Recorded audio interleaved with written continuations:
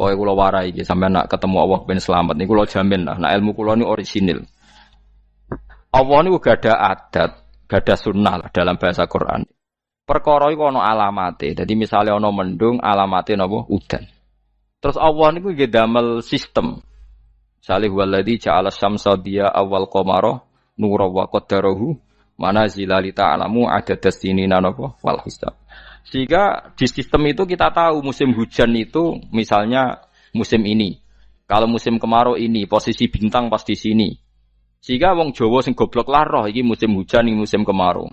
Kalau ahli hisab, ahli astronomi ngerti kalau matahari di sini berarti musim ini, kalau matahari di sini musim ini. Begitu juga musim panas, musim gugur macam-macam. Itu kita tahu, itu sunnahnya Allah dan itu yang bikin Allah, kita tahu. Tapi sekali ada hujan kok kamu bilang begini, wajar udan deres wong rendeng. Itu Allah tersinggung karena kamu nganggep udan itu jasane rendeng, ora jasane pangeran. Gak repot ngadepi pangeran. Ya memang begitu. Karena inginnya Allah manusia itu punya dua kecerdasan. Kecerdasan yang diciptakan nubuwah yaitu akidah dan kecerdasan yang diciptakan sains yaitu pengetahuan. Di kula terangno nggih cara mazhab Abu Hanifah banyu iku ora iso najis. Wes pokoke banyu iku nyucekno dadi ora iso napa? Najis. Tapi kalau dalam mazhab Syafi'i itu air yang tidak sampai 2 kolah. 2 kolah niku ukuran 1/4 itu sekira-kira 1 meter persegi. Berarti kiri kanan atas bawah niku napa? 1 meter niku pun 2 napa? Kula. Niku nak cara Imam Syafi'i jika air sebelum 2 kula itu kena najis sedikit rubah atau tidak rubah najis, nggih. Tapi kalau terlalu banyak meskipun kena macam-macam tidak napa? Tidak najis. Terus ila mata ghayyara kecuali yang rubah. Di misalnya ada limbah, ada kubangan besar gitu yang beribu-ribu liter, tapi kok warnanya sudah warna coklat, ya kayak tinja macam-macam itu dihukumin apa?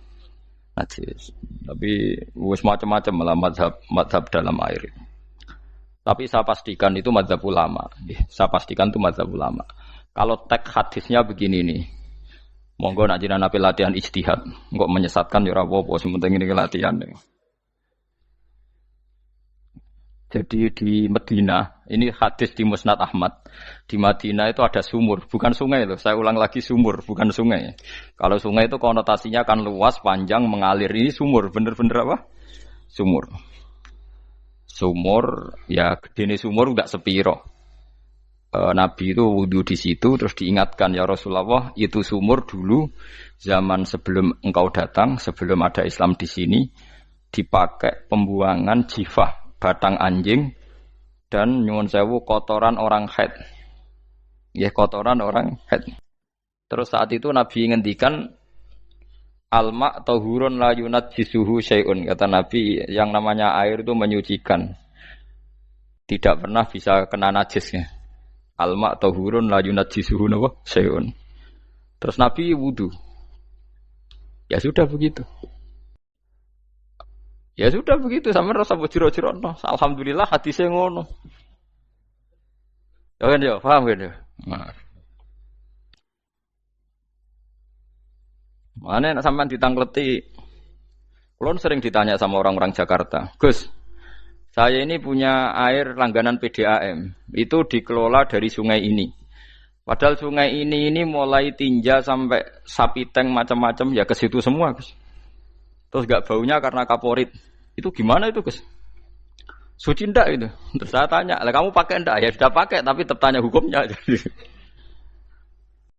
Itu kan seperti yang di Jakarta itu kan misalnya yang diolah itu kan sungai macam-macam tuh, Gus. Lah itu yang limbah keluarga ya kalau untuk nyuci piring enggak apa-apa. Sapi teng macam-macam kan ke situ juga. Ya kan ya, cara kok istihad wi. Karena kalau menurut Syafi'i 2 kolah pun tidak ada pengaruhnya kalau terlalu banyak apa? Bahan yang apa? Najis, yang limbah itu yang najis. Ya jelas najis ya. Kalau teletong sapi kan ijek ono intikal madhab, rausul makul tohir. Kotoran hewan suci itu suci. Masih banyak madhab yang mengatakan bahwa kotoran barang suci itu suci, masih bisa intikal. Kalau kotoran manusia itu lebih kriminal, enggak ada madhabnya itu. Jadi kotorane wedhus iku ana ulama sing darani suci, tapi nek kotorane ruhin gak ono. Nah, itu kan repot. Makanya kata sebagian ahli hadis, sebaiknya hadis itu tidak usah diijtihadi, pokoknya Nabi ngendikan begitu gitu. Ya sudah orang terus ya sudah begitu. Paham gitu terus seperti di sini misalnya yang di sini Gajah Wong itu kan atasannya sana mulai kali Code kan wong macam-macam. Mulai wong buang kotor air besar, air kecil kan lewat semua. Macam-macam. Makanya masalah air itu pokoknya sifatnya air itu ma'an tahura, sifatnya air itu mensucikan. Mensucikan itu dua dalam mazhab Syafi'i itu. Air dan tanah. Ya, air dan tanah. Terus sama Abu Hanifah ditambah satu. Ini kalau sampean coba tidak apa-apa, api. Makanya kalau ada boto, coroknya apa Mus? Boto ya. Boto bangunan apa? Boto. Itu kan kebanyakan kan kadang kan tipak buahan pletong itu kan ya. Terus dipakai boto. Dicampur-campur, diulet-ulet. Terus jadi apa? Boto. Cara mazhab Syafi'i tetap najis, dipakai masjid tidak bisa karena sebagian bahannya dari apa? Najis. Cara mazhab Hanafi suci karena sudah dibakar. Karena api itu termasuk alat mensucikan. Alasannya Imam Abu Hanifah, orang yang fasik-fasik itu nanti disucikan pakai api neraka. Berarti api itu bagian dari alat mensucikan. Jadi misalnya Ruhin mau sholat dibakar, sholat suci gitu. Karena api itu mensucikan. Buktinya orang-orang yang masuk neraka nanti sebelum masuk surga kalanya disucikan dengan api. Mana ada di neraka disucikan pakai air. Artinya kalau ada batu bata itu yang dipakai dari najis ya kemudian dibakar, itu berarti cara mazhab Hanafi suci. Alhamdulillah tuh. Jadi kita bikin masjid nyaman karena bahannya dianggap apa? Suci. Lewat apa? Lewat apa? Api tadi dia dibakar. Tapi yang ngeri ya. Nggih. Ben sampean ngerti mazhab gitu. Terus saya memang tak niati setiap saya ngaji entah 1-2 tak sisipkan hukum fikih karena fikih ini yang kita alami keseharian. Nggih, fikih ini yang kita alami napa? Keseharian.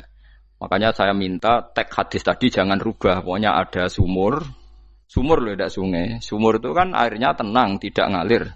Nyatanya Rasulullah sudah dilapuri. Ini batang-batang anjing dan bekas orang-orang haid, kotoran haid itu dibuang di situ ya Rasulullah. Terus Nabi menjawab, alma la yunajjis alma utahurun la yunajjisuhu syai'un. Terus orang-orang Syafi'iyah mentahmilkan dalam bahasa ijtihad itu dianggap itu mungkin sumurnya terlalu besar dan airnya terlalu apa? Banyak sehingga kotoran-kotoran itu tidak merubah warna. Tapi kata yang lain-lain masa yang benar aja gitu, masa banyu diam dimasuki kotoran gitu tidak apa? Rubah. Nah itu ya itulah ijtihad. Ijtihad itu ya. Ijtihad itu guyonannya kan gitu. Pendapat saya benar mungkin salah, pendapat Anda salah mungkin apa? Benar. Karena ya sama-sama mirip-mirip itu untuk menganalisis itu. Yang jelas Allah mensifati air itu ma'an tahura, bahwa air itu punya sifat dasar mensucikan. Kaya nek cara kula niku asal tidak terlalu ketok najis ngoten niku. Kaya pad PDAM ngoten niku. Enggak gak ambu taek terus gak ambu apa nek suci wonten mawon. Dan takoki tapi kan asal usulnya di sana najis gini. Asal usul barang kok repot. Kulo sering dibantai tiang-tiang sing terlalu napa was-was. Tapi jelas saya tahu sendiri. Sapi teng itu ngalir ke sungai gini-gini saya tahu sendiri. Tak jawab, saya juga tahu sendiri dari langit itu langsung air turun. Jadi artinya kalau dia melihat sisi najis ke sapi teng, kamu melihat sisi dari gunung Merapi dari langit kan langsung turun. Jadi kalau eling najis ya, tak eling suci ini kan saya gitu. Dia ngilingi yang sisi najisnya dari apa? Limbah apa? Keluarga. Wa anzalna minas sama'i ma'an tahura. Air itu mensucikan. Nah, terus kedua masalah fikih yang saya jelaskan di sini, tahur itu sifat mubalaghah dalam madhab selain Syafi'i. Saya ulang lagi ya. Kula warai lugat ke. Kalau orang biasa terima kasih disebut syakir, disebut apa? Syakir. Kalau terlalu banyak terima kasih disebut apa? Syakur. Kalau kadang memaafkan disebut ghafir, orang yang memaafkan. Kalau sering memaafkan disebut ghafur. Jadi dalam disiplin lughat, kalau wazan fa'ul itu berarti menunjukkan terulang-ulang. Paham nggih Fuad? Apa? Terulang-ulang. Sehingga mazhab selain Syafi'i mengatakan air satu ciduk kan ya. Dipakai wudu, setelah itu mustakmalnya dipakai lagi boleh. Mustakmalnya dipakai lagi boleh. Alasannya fa'ul itu mubalaghah gitu loh. Jadi sesuatu yang terulang. Paham ya? Saya ulang lagi ya. Tohur itu kan wazannya fa'ulan. Tohuran berarti wazannya fa'ulan. Fa'ulan itu berarti ikut wazan mubalaghah.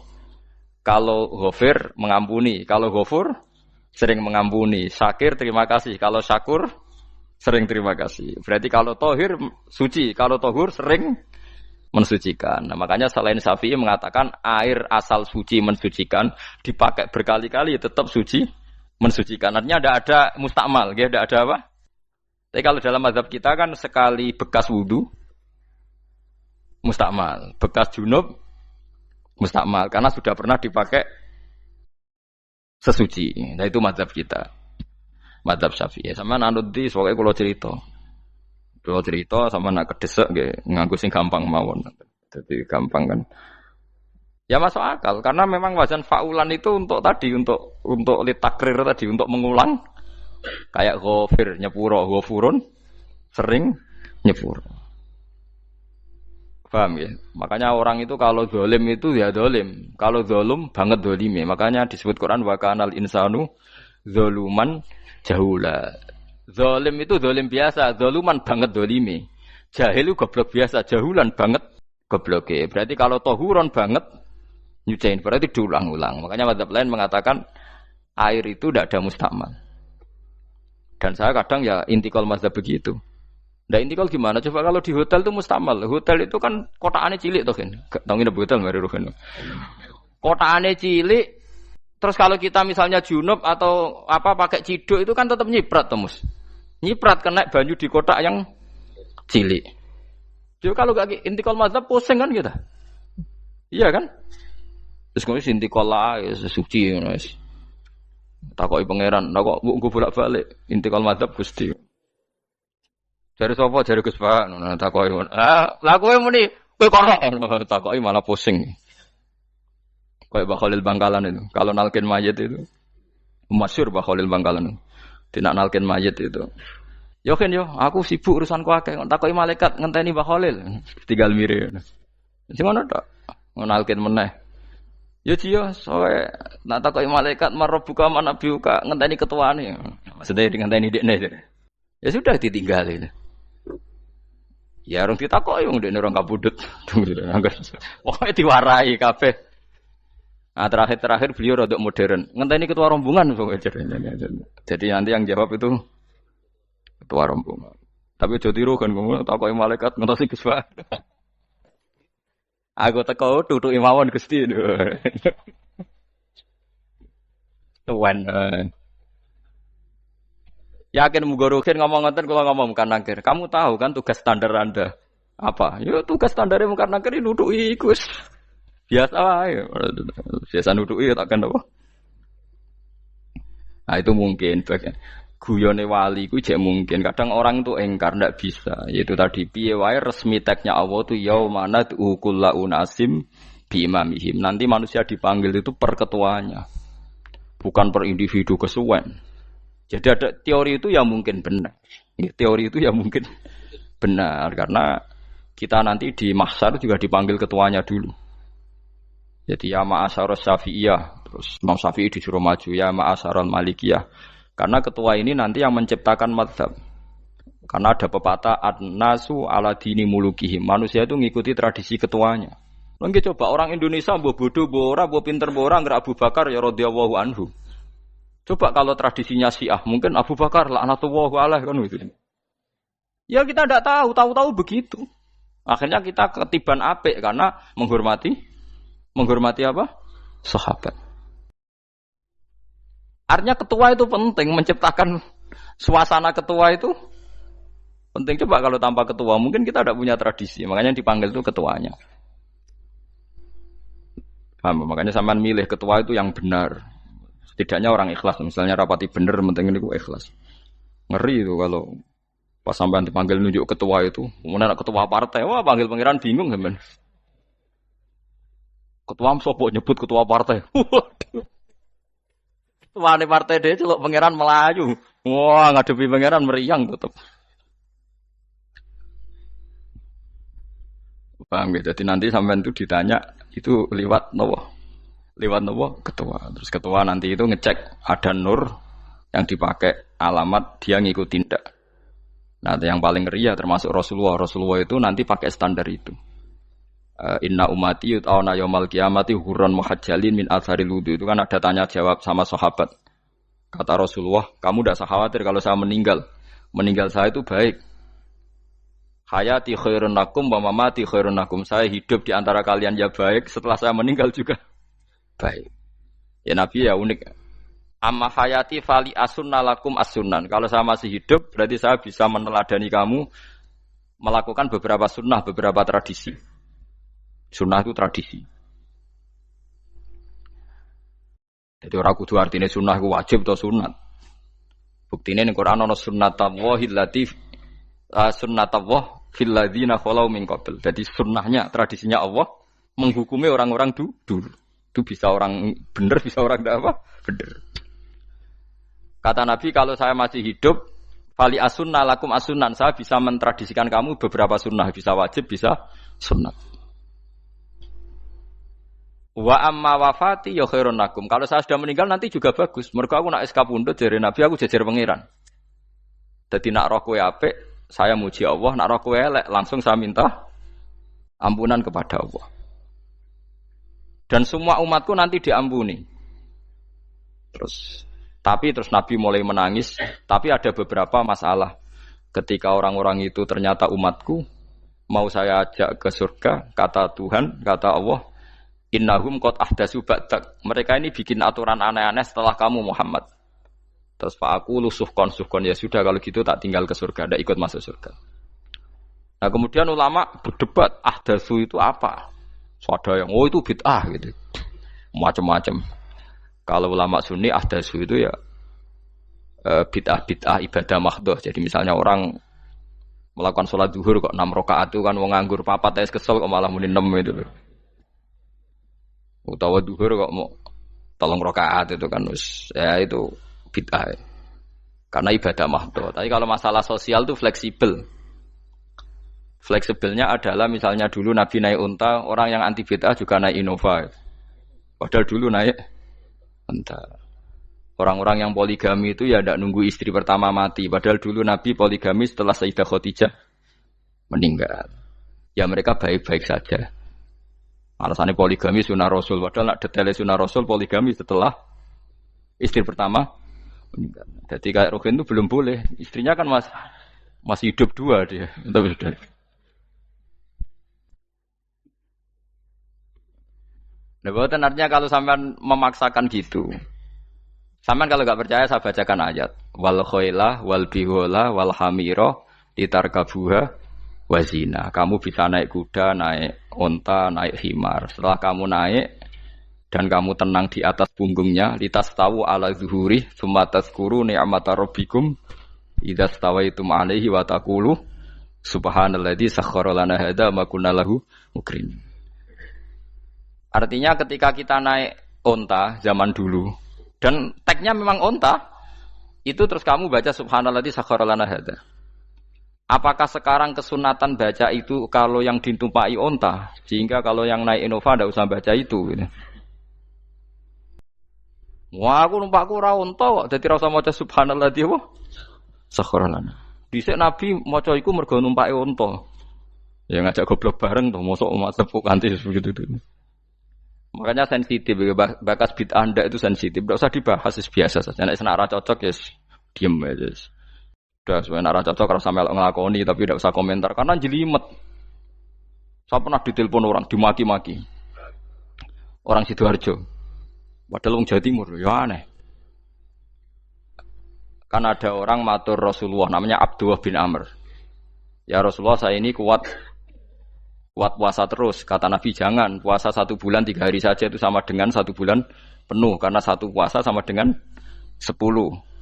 Masih balelo terus termasuk menyangkut Quran.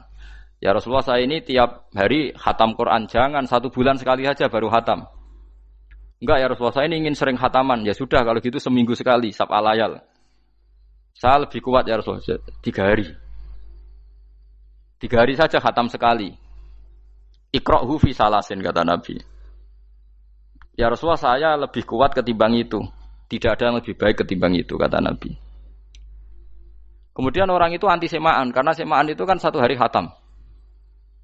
Paham ya? Maksudnya hadis tadi yang di Bukhari dipakai dalil anti apa? Semaan karena semaan itu 1 hari apa? Khatam. Lewat telepon pertama lewat santri saya, terus lama-lama lewat telepon. Saya tanya, kamu bacanya hadis kira-kira sama saya banyak mana? Kayaknya banyak jenengan. Terus saya tanya, betul Nabi menyuruh khatam tiap 3 hari? Ya. Betul Nabi nyuruh khatam tiap 1 bulan? Ya. Ya sudah lakukan saja. Anda sering enggak khataman tiap 3 hari? Tidak pernah, setahun aja tidak mesti.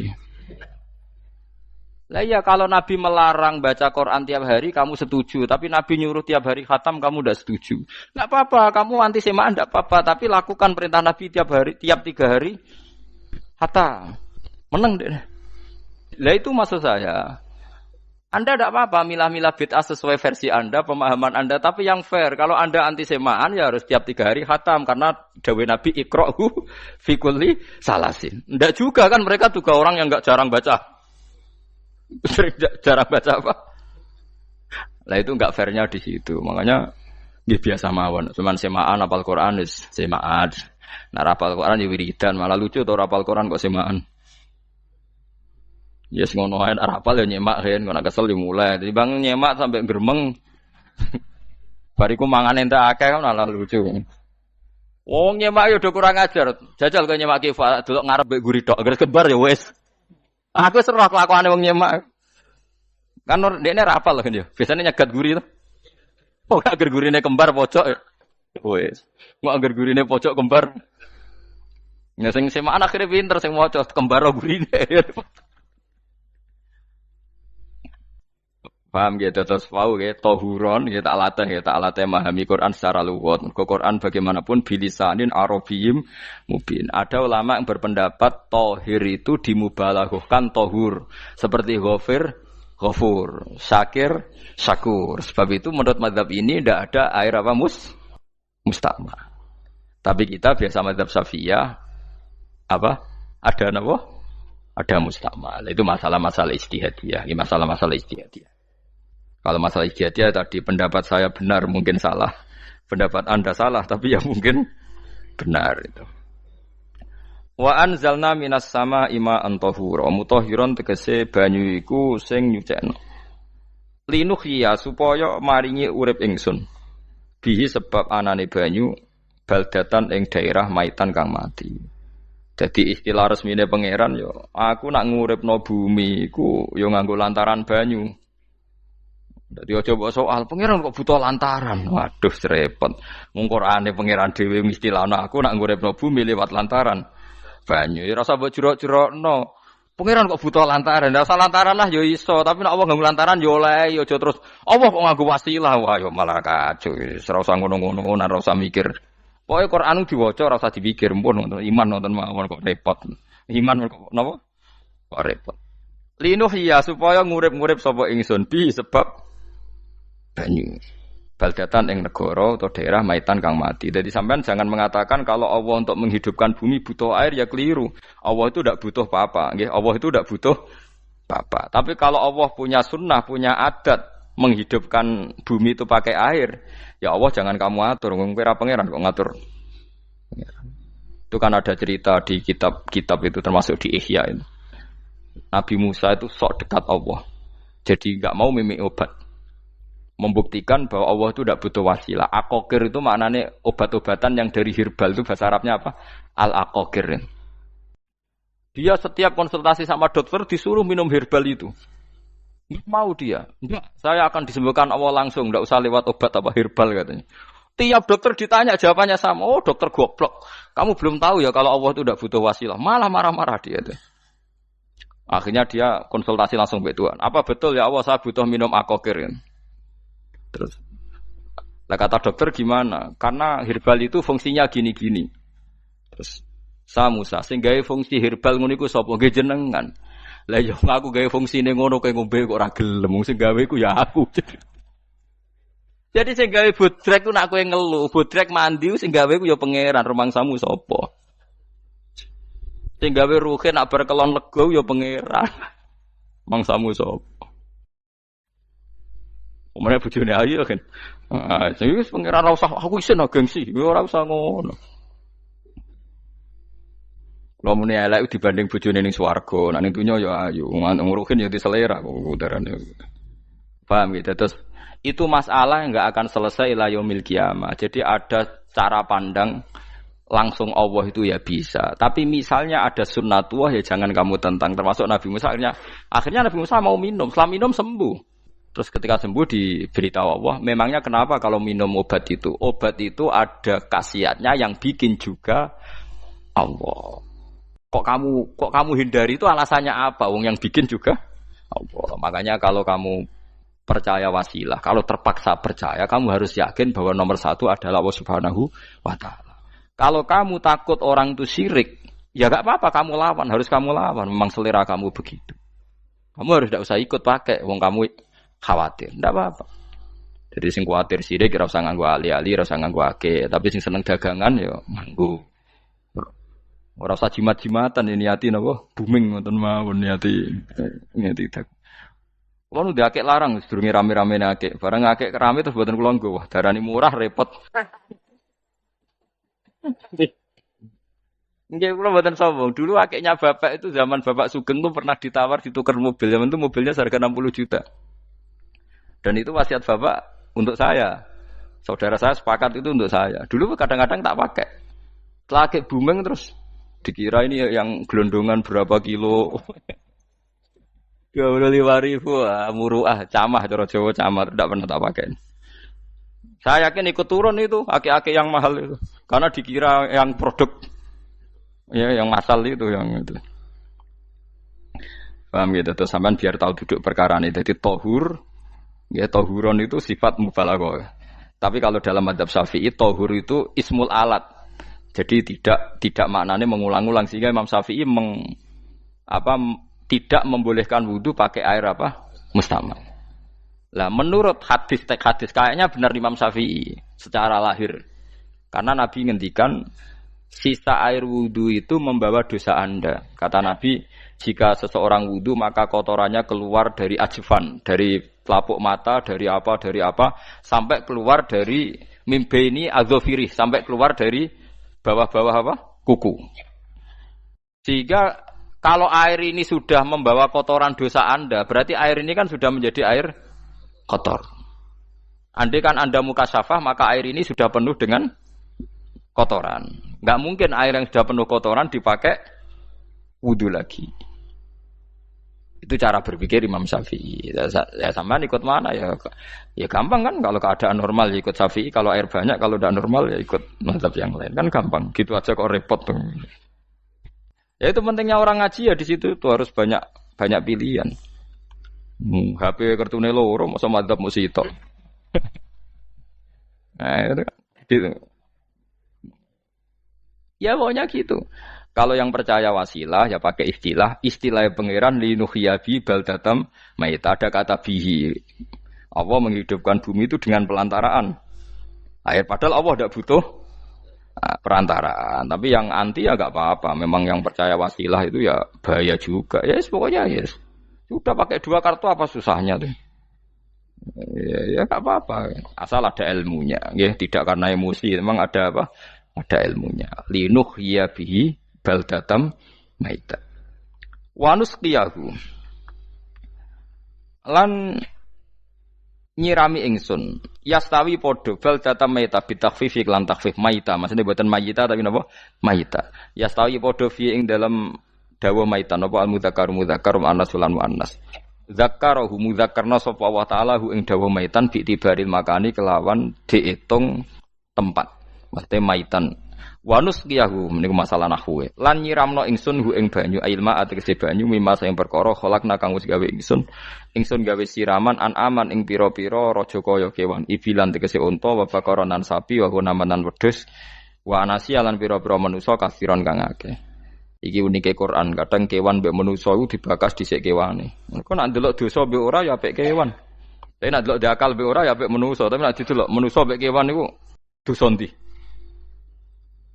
Dosa manusa. Mulane nek salat istisqa iku kesunatane gawa kewan. Lho nggih tenan mboten guyon, sampean delok kabeh kitab fikih, nek salat istisqa kesunatane iku wong kon gawa apa? Kewan. Tapi aja kethek lho ya. Contohnya ngono iku ya kaya wedhus sapi, ngotos kaya kethek ula bulus wah, malaikate bingung wah. Ajete kewan tapi aja bulus kethek ula. Mulane teng daerah mriku, teng daerah Sarang nate kekeringan. Bareng kekeringan tiang salat istisqa ono sing go sapi, go wedhus. Delalah bar salat istisqa iku udan. Tapi kula seneng mbek kiai ini. Pas udan kiai ini ngendikan itu. Kowe aja GR nak udane krana kuwi ya krana sapi mbek wedhus iki. Mergo ora duwe dosa, mergo ora duwe dosa. Lah ya itu agama. Agama itu kita ta'abudi. Wong kita jare makhluk paling terhormat. Tapi nyatane nak istisqa butuh bantuan kewan. Itu kesunatan istisqa ngoten to. Tem mriki ngoten mboten. Do nuntun wedhus to. Napa? Mboten sing tek teng kitab-kitab Pak Sami to. Kan go kewan kan? Ya, tapi ya soal kewan mau iso mbayakno. Wah, lah nek wong pasar ngasem mbok gawa mulai ular kobra macam-macam ya, malah repot. Ndak ini menunjukkan nggih, karena manusia iku akeh dosane. Mulane jemben teng ora-ora mahsyar iku manusa ora kepengin apa kewan ora kepengin dadi manusa, tapi manusa kepengin dadi kewan. Makanya nanti ketika ngadepi hisab gak kuat wa yaqulul kafiru ya laitani kuntu napa turaba. Maksudnya kuntu turaba ya Allah saya jadikan kewan sing di akhir segalanya didhawuhi Allah kuni turaban.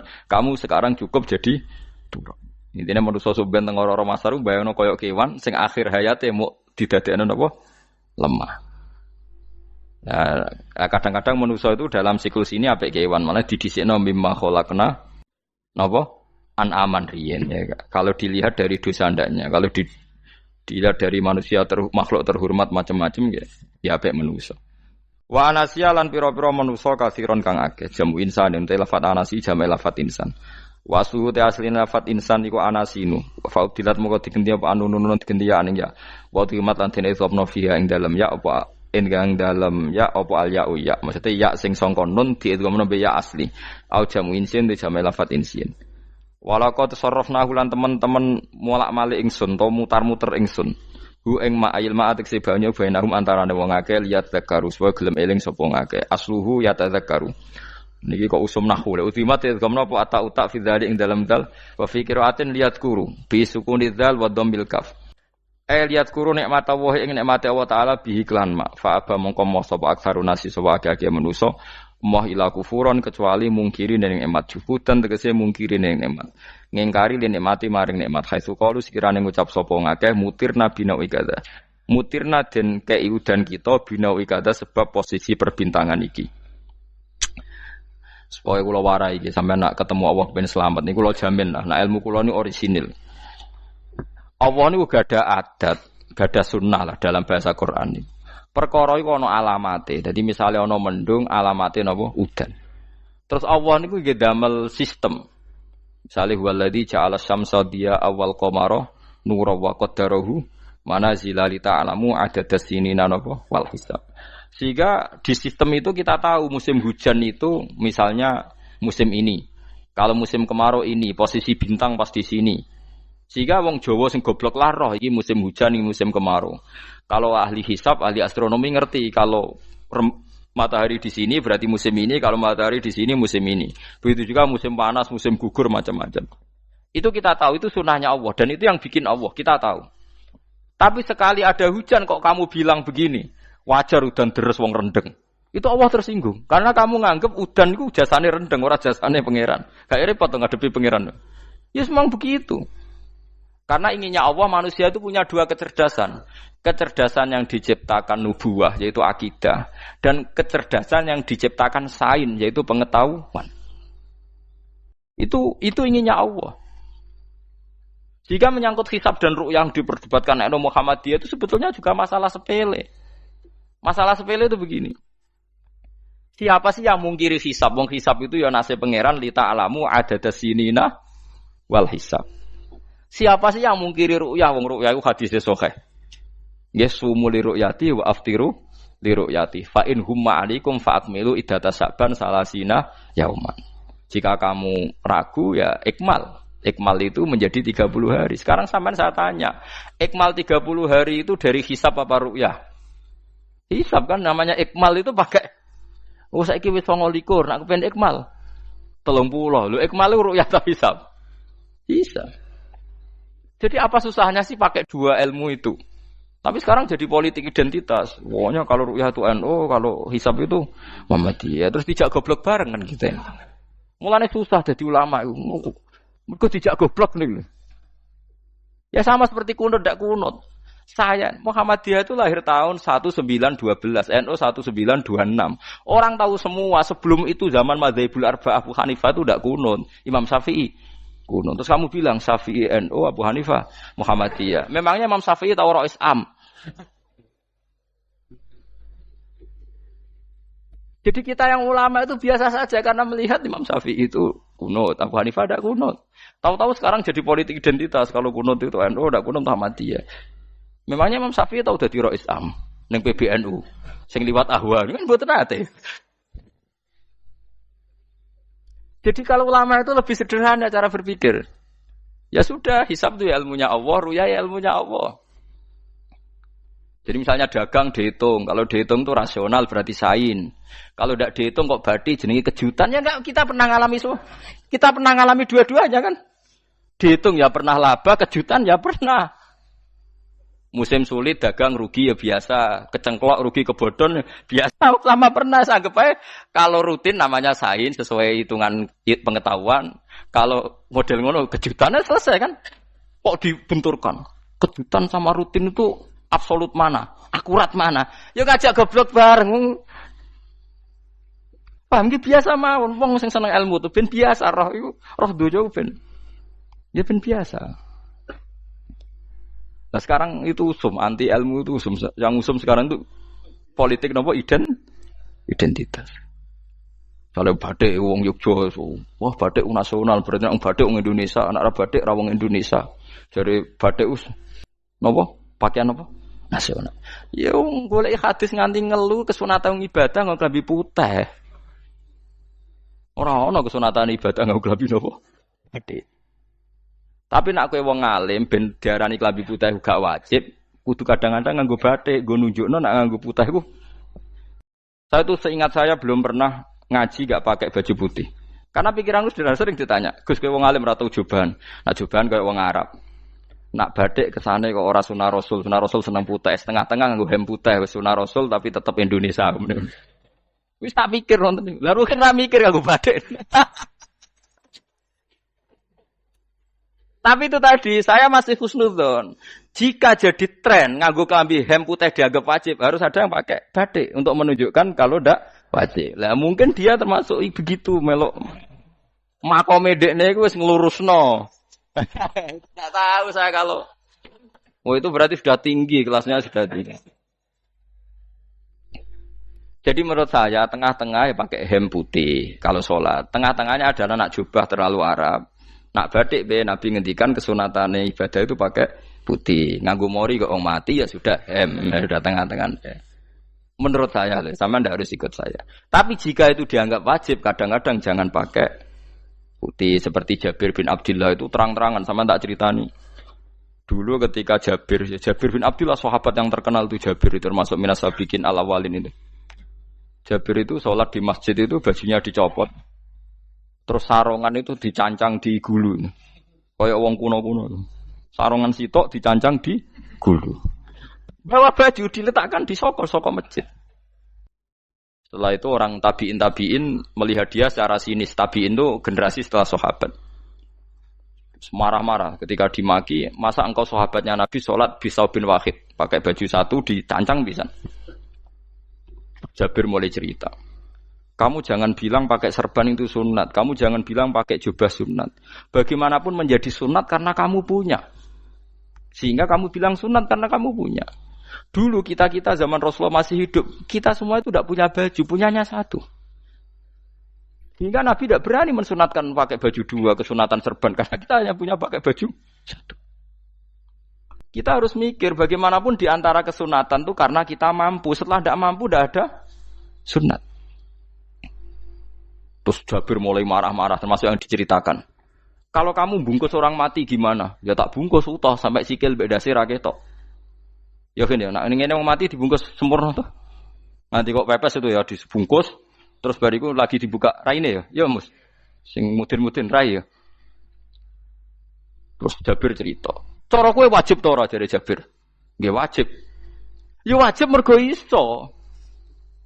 Terus dia cerita, dulu Sayyid Hamzah, dulu bapak saya Abdullah Jabir bin Abdullah. Itu saking enggak adanya baju. Itu nak ditutup sirahe mbek sarong, mboten kafan.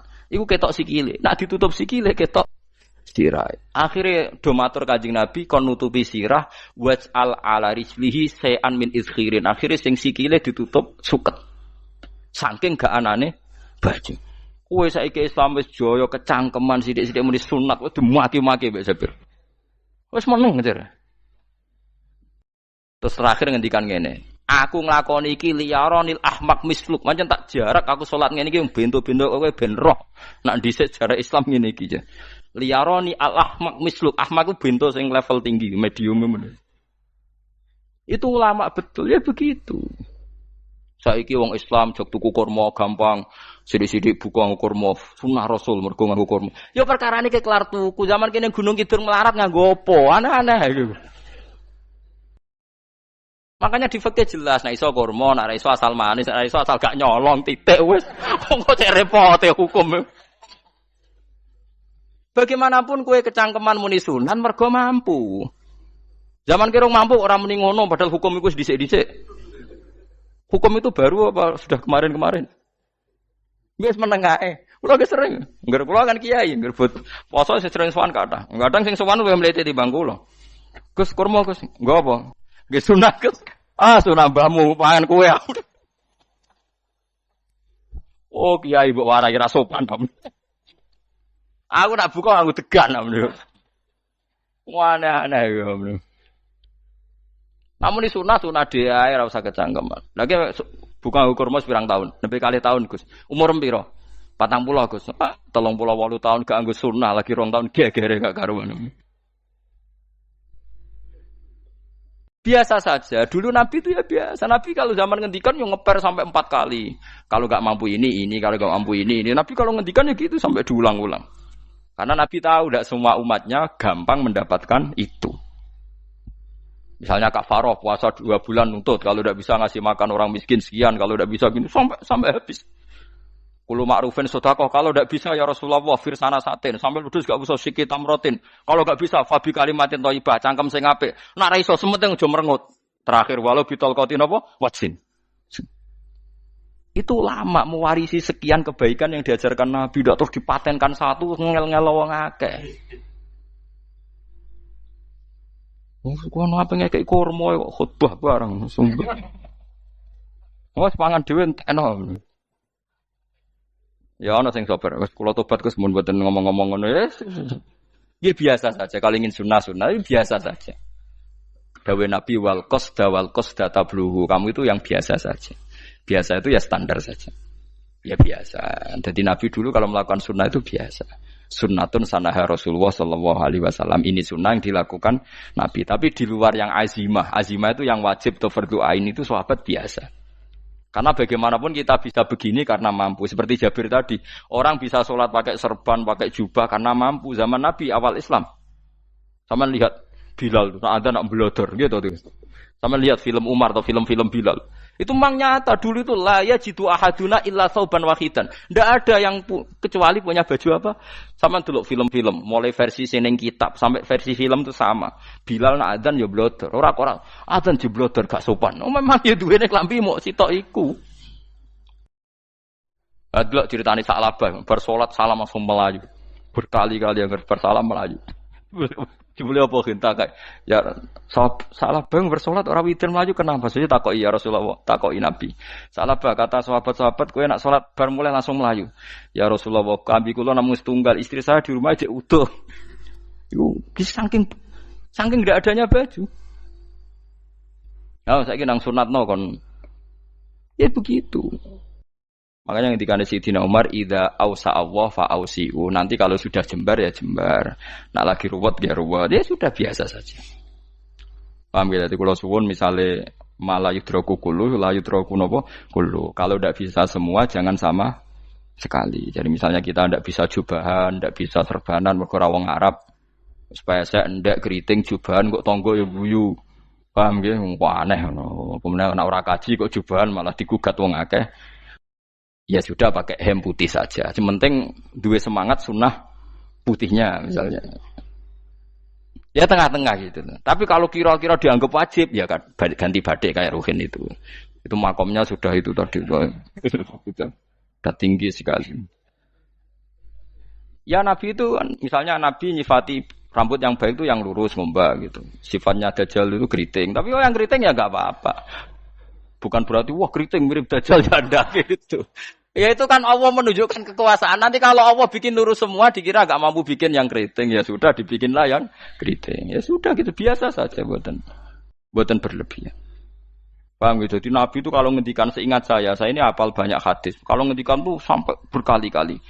Itu tadi mulai kalau sedekah pakai ini kalau ndak mau ini sampai mulai firsana satin sambil wedhus ijek larang walau bisik hitam ros separone kurma masih kadang ndak mampu fabi kalimatin thayyibah enggak mampu lagi ya soalnya tasaddaku walau bitol qati wajin sedekahlah meskipun dengan ceria. Itu sirinya kenapa saya ngaji guyon karena paling ndak ceria itu happy. Coba kalau saya ngaji merengut meneng terus ketok nyesal terus sing ngaji kan mikir Gus bak kurang apa kita ngaji ku ono sing kurang. Oh, terus yang keduanya nafsir wah paling kurang sangune. Wah jadi repot. Mulane kula ngeten wis tak pikir, mang sampura tak pikir. Guyon kula mek sampean nangis mbon ndi ganjaran akeh ndi. Mergo guyon kula bi ilmen nangis sampean mikir utang. Jadi terakhir sedekah talqati wajhin, wajah yang ceria, yang happy. Kowe iki happy kan yo seneng, paling gak mikir nasibe kan. Kiai iku happy sebenes. Jajal misalnya kayak dikiai kok rogen sumpeng, mau coku karo kukur, bariku angop, bariku kukur meneh. Kan wong mikir, waya tanggale bayar apa piye kredite? Waduh, apa waya ditarik sepeda motor? Kan orang terus menafsirkan macam-macam. Sing elek sing wong alim mulai nafsiri paling tertipe ra iso. Wah, paling elek. Ya nek wong alim kan ana ukur-ukur mesti nek sing suudon kan paling macane bingung terkipe ngono. Ya macam-macam lah sesuai asumsi napa. Jadi kula suwun sama nak dadi kiai nak ra iso sedekah macamnya terakhir ceria. Mergo Nabi ngendikane terakhir tasaddaku walau bitol qati wajhin. Bersedekahlah meskipun dengan keceriaan napa muka atau wajah. Namun kalau itu Nabi diulang-ulang. Jadi kalau ngendikan tuh diulang-ulang. Sekarang tuh orang mau mendorong sunnah Rasul itu satu. Ya berat bagi yang nggak bisa melakukan itu apa? Yang nggak bisa melakukan itu apa? Berat. Jadi dibacalah hadis itu dibaca utuh. Ya bukan kita apa ya sekolah kepingine kabeh umat Nabi itu happy. Mergo selama itu tidak maksiat berarti anut ajaran Kanjeng Nabi Muhammad sallallahu alaihi wasallam. Ma khuyira Rasulullah baina amrayni ilakhtara aisarohuma malam yakun isman. Rasulullah itu tidak pernah disuruh milih dua hal yang berbeda kecuali milih yang paling gampang. Asal itu tidak barang dosa. Itu hadis muttafaq alaih. Ma khuyira Rasulullah baina amrayni ilakhtara napa aisarohuma malam yakun napa isman. Jadi Nabi itu tidak disuruh milih dua hal, mesti milih yang paling gampang asal tidak nopo dosa. Makanya Nabi kalau ditanya, ya Rasulullah, sampai nanti tawaf pakai unta apa ndak? Kesel ndi? Nggih kesel melaku, ya naik unta saja. Makanya Nabi kalau tawaf itu dulu pakai apa? Unta. Terus saiki mulane Arab Saudi PG MRT mergo dhisik Nabi unta terus saiki nganggo apa? Kereta lingkar. Sekarang baru diperdebatkan. Cek kurang ajar itu sebenarnya no tamu spesial, misalnya pejabat negara sebenarnya atau tawaf numpak kereta muter. Diarani rasa dhisik Nabi numpak unta, diarani sah cek kurang ajar ning dhuwur. Terus sampai angop-angop terus tawaf. Sampeyan muni sah ta ora ya, jajal. Muni rasa Nabi dhisik tawaf. Ngagem to muni sah kok kurang ajare. Wah, ya misale numpak kereta asenan mbek anggap sithik-sithik sebeng 7. Kurang ajar juga. Saat ini lebih diperdebatkan, tapi ya mbok sing bakas ngono ben ngerti hukum sampean ben ora anak kiai ku bingung ulama yo mikir hukum iku ketok ceria kula sampean ora bingung ora ceria fa aba mongko sapa aksarun nasi sapa akeh manusa mo ila kufuron kecuali ngafirin emate Allah juhud tegese ingkar nikmati maring nikmat haitsu qalu sekirane ngucap sapa kufar mutir nabi nawi kada mutir nadien kaeringi udan kita binawi kada sebab posisi bintang sing ngene iki. Walau syi'na la ba'atsna fi kulli qaryatin nadhira. Walau syi'na umpama ngersakno ingsun Allah la ba'atsna yektine nugasno ingsun utawa ngutus ingsun fi kulli qaryatin. Ing dalam saben-saben daerah desa nadhiron ing wong sing ngelingno. Umpama Allah ngersakno kabeh desa yo nabi, tapi kok kakek nabi malah repot kan. Yukhawifu kang ngekeki peringatan sapa nabi ahlaha ing penduduk Qaryah. Walakin ba'asnaka tetapi ini ngutus ingsun ka ing sira Muhammad ila ahlil qura maring kabeh penduduk kuliah sekabehane ahlil qura nadhiran khalidati nadhir khalidati nabi liya'zuma supaya gedhe apa ajruka ganjaran sira. Tapi kabeh nabi niku nggih pokoke Allah mampu mawon tiap desa dikai nabi, tapi Allah ndak melakukan itu, cukup nabi sitok terus kabeh iki kon anut Nabi Muhammad sallallahu alaihi wasallam. Mulane ana guyonan wong Arab wong Jawa apik endi? Apik wong Jawa aja. Wong Arab iku cara obat iku dosis tinggi, mulane dikirimi Nabi. Wong Jawa cukup mudin, cukup kiai wis Islam. Dadi rapati salah lah. Penyakitnya ringan, jadi diobati kiai iku wis dadi iman. Nah wong Arab kudu napa? Nabi. Berarti penyakit berat mbek ringan apik endi? Apik ringan, mulane jare kiai Jawa, kita apik wong Jawa kus mbek wong Arab. Mergo ora butuh napa? Nabi. Berarti dosisnya kan kecil ya, rendah. Sauni-unimu wis. Wong bingung, ngono kok omongane wong napa? Bingung. Lha opo nganalisis ngono barang. Ya wong nganggur iku repot. Pala tutik mongko aja nurut sira al kafirin ing pira-pira wong kafir fi hawahum ing dalam hawa nafsune kafirin. Dadi kaya aja anut wong kafir ning menyangkut hawa nafsu. Tapi nek menyangkut kebaikan wong kafir sing kita kadang kalah baik dalam hal sosial. Ya malah Allah kadang melehno kita mergo kok kalah mbek wong kafir. Nggih misale ngeten iki makanya Imam Suyuti nafsiri falatutil kafirin ai fi hawahum. Dalam hal yang bersifat hawa napa? Nafsu. Misalnya begini saya contohkan Allah melehno wong mukmin. Ada sahabat ketika perang itu tangannya terputus, kakinya juga terputus. Terus matur Rasulullah, ya Rasulullah gara-gara perang derekno engkau saya tangannya putus, kaki saya putus. Ternyata tidak diapresiasi sama Allah, malah disalahkan. Gini kok Allah terus nurono ayat iyam saskum korhun faqad mastal qoma korhum misluh. Jika Anda luka karena perang, orang kafir pun luka. Wong kafir wong gento wae wani luka demi kekafiran, kok kuwe wong Islam jare demi Allah ora wani luka. Jika masyhur di kalangan para ulama, nanti setiap kebaikan itu dibandingkan kezaliman. Ya saya ulang lagi, nanti setiap kebaikan itu dibandingkan kezaliman. Misalnya kita jadi kiai ora enak, ora gaji tetap, setepak-tepakan, kadang untuk duit, kadang ora. Enak jadi PNS, gajinya tetap. Nanti kita disalahkan Tuhan. Pedagang narkoba itu gajinya juga enggak tetap. Risikonya tinggi, ditangkap polisi, hukumannya mati, itu saja berani. Kowe nyai trimo ngono ra wani. Kowe tahajud kanyeben, bengi-bengi tangi tahajud kanyeben. Tukang maling ayam bengi-bengi tangi nyolong. Risikonya tinggi ya anyep wani. Jadi nanti kowe di depan Tuhan dimaki-maki, kesalehan kita akan dibandingkan kezaliman. Lan ana wong saleh diutangi dhuwit ora oleh medhit. Sebenarnya dibandingno maling mbek maling utang-utangan wong saleh ora utang-utangan. Ya emang begitu. Nah itu yang dimaksud ayat intakunu ta'lamuna fa innahum ya'lamuna kama ta'lamun wa tarjuna minallah ma la yarjun. Jika kamu merasa sakit karena berjuang demi agama, orang-orang zalim juga sakit karena kezalimannya. Toh mereka berat. Coba jadi kiai bandar narkoba resikonya tinggi mana coba? Resiko jadi bandar narkoba. Antar geng narkoba juga musuhan, takut ditangkap polisi. Jadi kiai paling ono kasut sithik-sithik. Paling wong ngrasani. Kiai iso ngene omong tok ora iso nglakoni paling gitu. Padha kiai ini paling hasud. Ya sithik-sithik lah, paling srek. Kalau bandar narkoba gak cocok nembak. Karena rivalitas mereka ekstrim.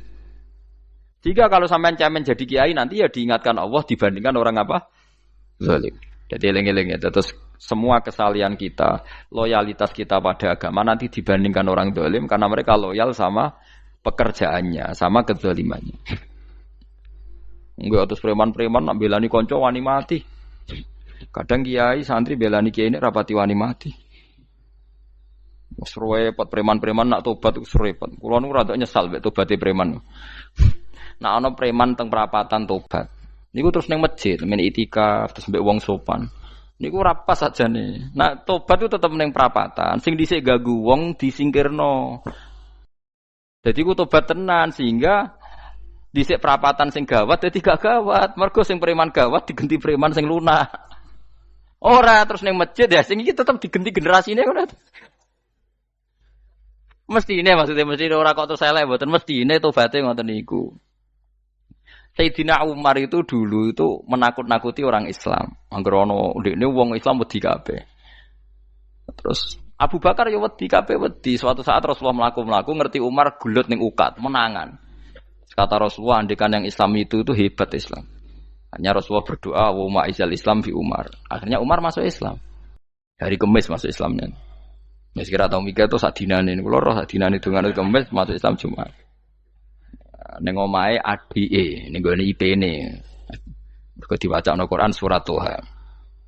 Barang Islam metuki Nabi, mohon walhasil bar Islam teng Zaid bin Arqam ning mbene Nabi terus langsung marani omahe Abu Jahal ora terus ning masjid menenge mboten langsung marani Abu Jahal. Angger keganggu Nabi tak pateni. Bariku marani Abu Jahal, aku saiki wis Islam iki ganggu Nabi tak pateni. Gentenan wong kafir sing dhelik. Paham nggih? Dadi enak maksudnya. Lah misalnya terus Umar dadi sopan santun terus ketemu wong dilo, ketemu Abu Lahab monggo derek akhir. Wah. Artinya gak ada perubahan. Lan Ruhin mantan preman mboten kok tobaté ning kene ora roh. Mboten harus kiai dene. Mestine ngoten. Makanya Wahsy itu yang bunuh Sayyid siapa? Hamzah. Karena dia disuruh Hindun itu istrinya Abi Sufyan itu. Itu setelah membunuh Sayyid Hamzah dan dia Islam. Dan Nabi tidak siap melihat wajah Wahsy. Sumpahnya Wahsy apa? Saya bersumpah akan membunuh orang paling dibenci Rasulullah. Sebagaimana saya pernah membunuh orang paling dicintai Rasulullah. Terus tobatnya dia mateni Musailamah al-Kadzab. Wong sing ngaku Nabi ngarang Quran. Itu tuh sing mateni sinten? Wahsy. Dari Wahsy sebagaimana aku pernah membunuh orang paling dicintai Rasulullah. Tobat saya membunuh orang paling dibenci Rasulullah. Lalu misalnya terus Wahsy tobat, terus sampai nyapu masjid, terus gak duwe selera tarung. Zaman kafir tarungnya tenanan, bareng Islam menyapu masjid. Bariku ngiseni jedinge terus bareng sejak perang wedi wae repot. Ya niku ide kula tapi ora kudu nglakoni. Nek mau cerita ilmu sampeyan ora kudu nglakoni. Ya tugale wong preman brah-brah. Blojo narkoba entek akeh dilakoni, nggo judi diakoni. Sewengi orang preman itu kalau judi 2 juta 3 juta loh. Bareng tobat ngoboni masjid 10.000. Padahal donyane jek akeh. Mestine tobat yo. Saya zaman judi semalam 3 juta. Sekarang kalau pengajian atau ke masjid semalam 3 juta 100 lah minimal diluwei. Ora ya malah pas tobat nglebokno amplop masjid yo 10.000, kadang 2.000. Wis repot-repot. Tapi ya apik tobat, mesti cerita. Tidak begitu mestinya berbanding. Paham nek sampean takok tobat itu cara ulama nggih ngoten niku berbanding. Mulane riyen Khalid bin Walid itu jadi panglima perang Islam itu saya masih ingat makalahnya Khalid bin Walid, fakama anni aktsartul qatla fi kufri aktsartul qatla fi islami. Dulu ketika saya kafir adalah sangat banyak membunuh orang Islam. Perang Uhud kalah itu karena panglima orang kafir adalah Khalid. Dia cakap sekali dalam mengatur strategi perang. So Khalid itu teka elek kan, pikirannya ala sahabat yang menuso ruhin es kayak wong wedok ambek apa jenenge ghanimah mesti medun. Sahabat ora kabeh kaya aku kan ono kaya kue barang macam-macam. Gunung Uhud itu dhuwure mok sak musolane iki Jamira Gunung Uhud kaya Merapi niku mboten. Nah kaya Merapi amanah ning dhuwur tetep ra kenek, meleyang to. Jadi Gunung Uhud itu dhuwure mok sak musolane mbok dhuwur pundi. Wong kula nate mriko bolak-balik kan gak bisa orang tahu. Kula kaya wong India dadi melok itikaf teng gunung lho. Uhud. Mbok piye dalile apa ya ora roh. Lah itu Khalid bin Walid pinter, dia ketika kalah itu muter ke belakang terus ghanimah itu dilepas. Ya dulu itu dalam perang dulu tuh ghanimah itu kan perempuan sama apa? Ya sama barang-barang itu. Ketika dilepas itu dianggap sudah mengaku kalah. Ada sahabat yang ruhin itu udah akabir sahabat, ada sahabat papan atas, sahabat yang seperti itulah. Sahabat kebanyakan turun ternyata Khalid itu muter terus naik dari belakang. Pas sahabat turun, dia naik dari apa? Yo penak karek mana iko dhuwur, itu akhirnya kalah. Itu ya gara-gara strategi ini Khalid bin Walid. Nah terus dia bersumpah, saya bersumpah semua kecerdasan saya, semua kecanggihan saya akan saya gunakan untuk membela Islam. Nuklimake itu di perang Tabuk, di perang Yarmuk, di perang Tabuk. Itu di panglimani siapa saja yang ditunjuk Nabi itu kalah.